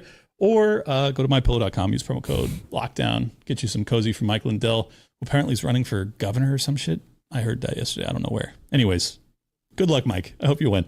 As I keep telling you guys, the numbers are absolutely just insane on Spotify. So if you're listening on Spotify right now, please make sure you subscribe. If you're an audio listener, hop over to YouTube or Rumble and subscribe there. If you're a viewer, hop over to your audio podcatchers and subscribe there. Just making sure that you don't miss an episode, because a lot of times alerts get buried and things like that. So it's just very helpful if you have all of the avenues. And then last but not least, tell your mama, tell your kids, hide your wives, hide your husbands, and tell them to subscribe. Actually, don't tell them shit. Just pick up their phone, go to their YouTube or whatever, search Liberty Lockdown, Clint Russell. Hi, that's me. And then subscribe, and then hit alert, and then leave a comment, and then hit the like button, and just make them into a fan, whether they want to or not, because that's funny. All right, guys. Peace. Last night, I was on my buddy Clint Russell's podcast, Liberty Lockdown. Clint Russell, by the way, criminally underrated. He's correct. Great. So it was me, him, and Ian Getting Carroll. less criminally underrated. And we though. did. Yeah, it was trending. The You show. guys were trending. Yeah.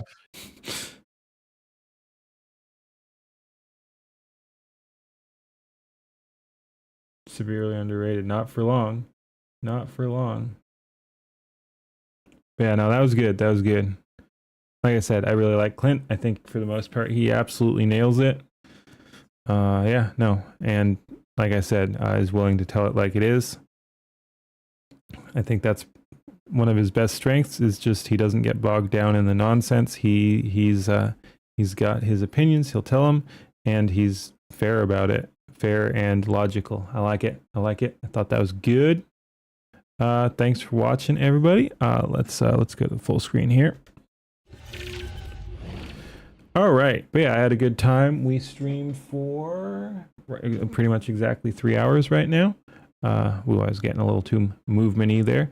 But yeah, we streamed for 3 hours. Had some good times. Did we only react to two? No, we reacted to the three things. We reacted to the Stop Anti-Semitism lady, the Twitch thing, and then the Clint Russell thing, which took for ages because it was a longer video and I was pausing to talk about it. But yeah, no, I am really enjoying yapping. It's yeah, there's a lot on my mind, and it's fun to interact and share that. Yeah, no, that was good stuff. Good stuff. Yeah, and I don't know what more else to say. I was getting kind of tired there towards the end, so I'm glad we made it through. And I have some other stuff to yap about later. We might do gameplay tomorrow, though. Who knows? But yeah, I'm still trying to. Again, we missed one day, unfortunately. I think the second or whatever. have I been streaming every day then? Let me look at my here we go. That doesn't sound right. Did we really do every day? It looks like that's that's today, that's yesterday, that's the day before yesterday. Yeah, that's the day before that. 3, 5. Did we stream on the 1st? When was this? December 1st. Yeah, we streamed on the 1st, missed the 2nd, and so yeah, streamed on the 1st, missed the 2nd, did 3rd, 4th, 5th, and 6th. Today's technically the 7th because it's after midnight here, but yeah, no. So yeah, I've streamed every day but once this month, and I'm still trying to keep it going. So yeah, I'll be back tomorrow if all goes according to plan. We might do some gameplay, might do some more yapping. I've still got so much to yap about. All right, thank you for watching. I do wish I could salute. I always like to do the salute, but without hand tracking, not happening. Not happening. But hey, once I blow up and get famous, I'll buy all the good tech and stuff and buy a model. No, I don't know. Anyway, no, but it is fun. It's fun streaming more regularly, and I do like the VTubing. It's a little more relaxing, and like I said, I appreciate the anonymity, pseudo anonymity. I'm sure people could get to me if they were so dedicated, but it is what it is. It's still better than showing my face if I'm going to be talking somewhat controversial stuff. But yeah, no, and I enjoy the VTubing in general. All right, how we doing here? How we doing here? Do we find someone to raid? Who's streaming? Anyone? Shoot, no one, small. I don't really feel like raiding a big guy. Yeah, no, I gotta get my networking out too, so I can smoosh. Yeah. Anyway, like I said, I'm tired and had a good time though. Hope everyone else did too. Take care. Peace.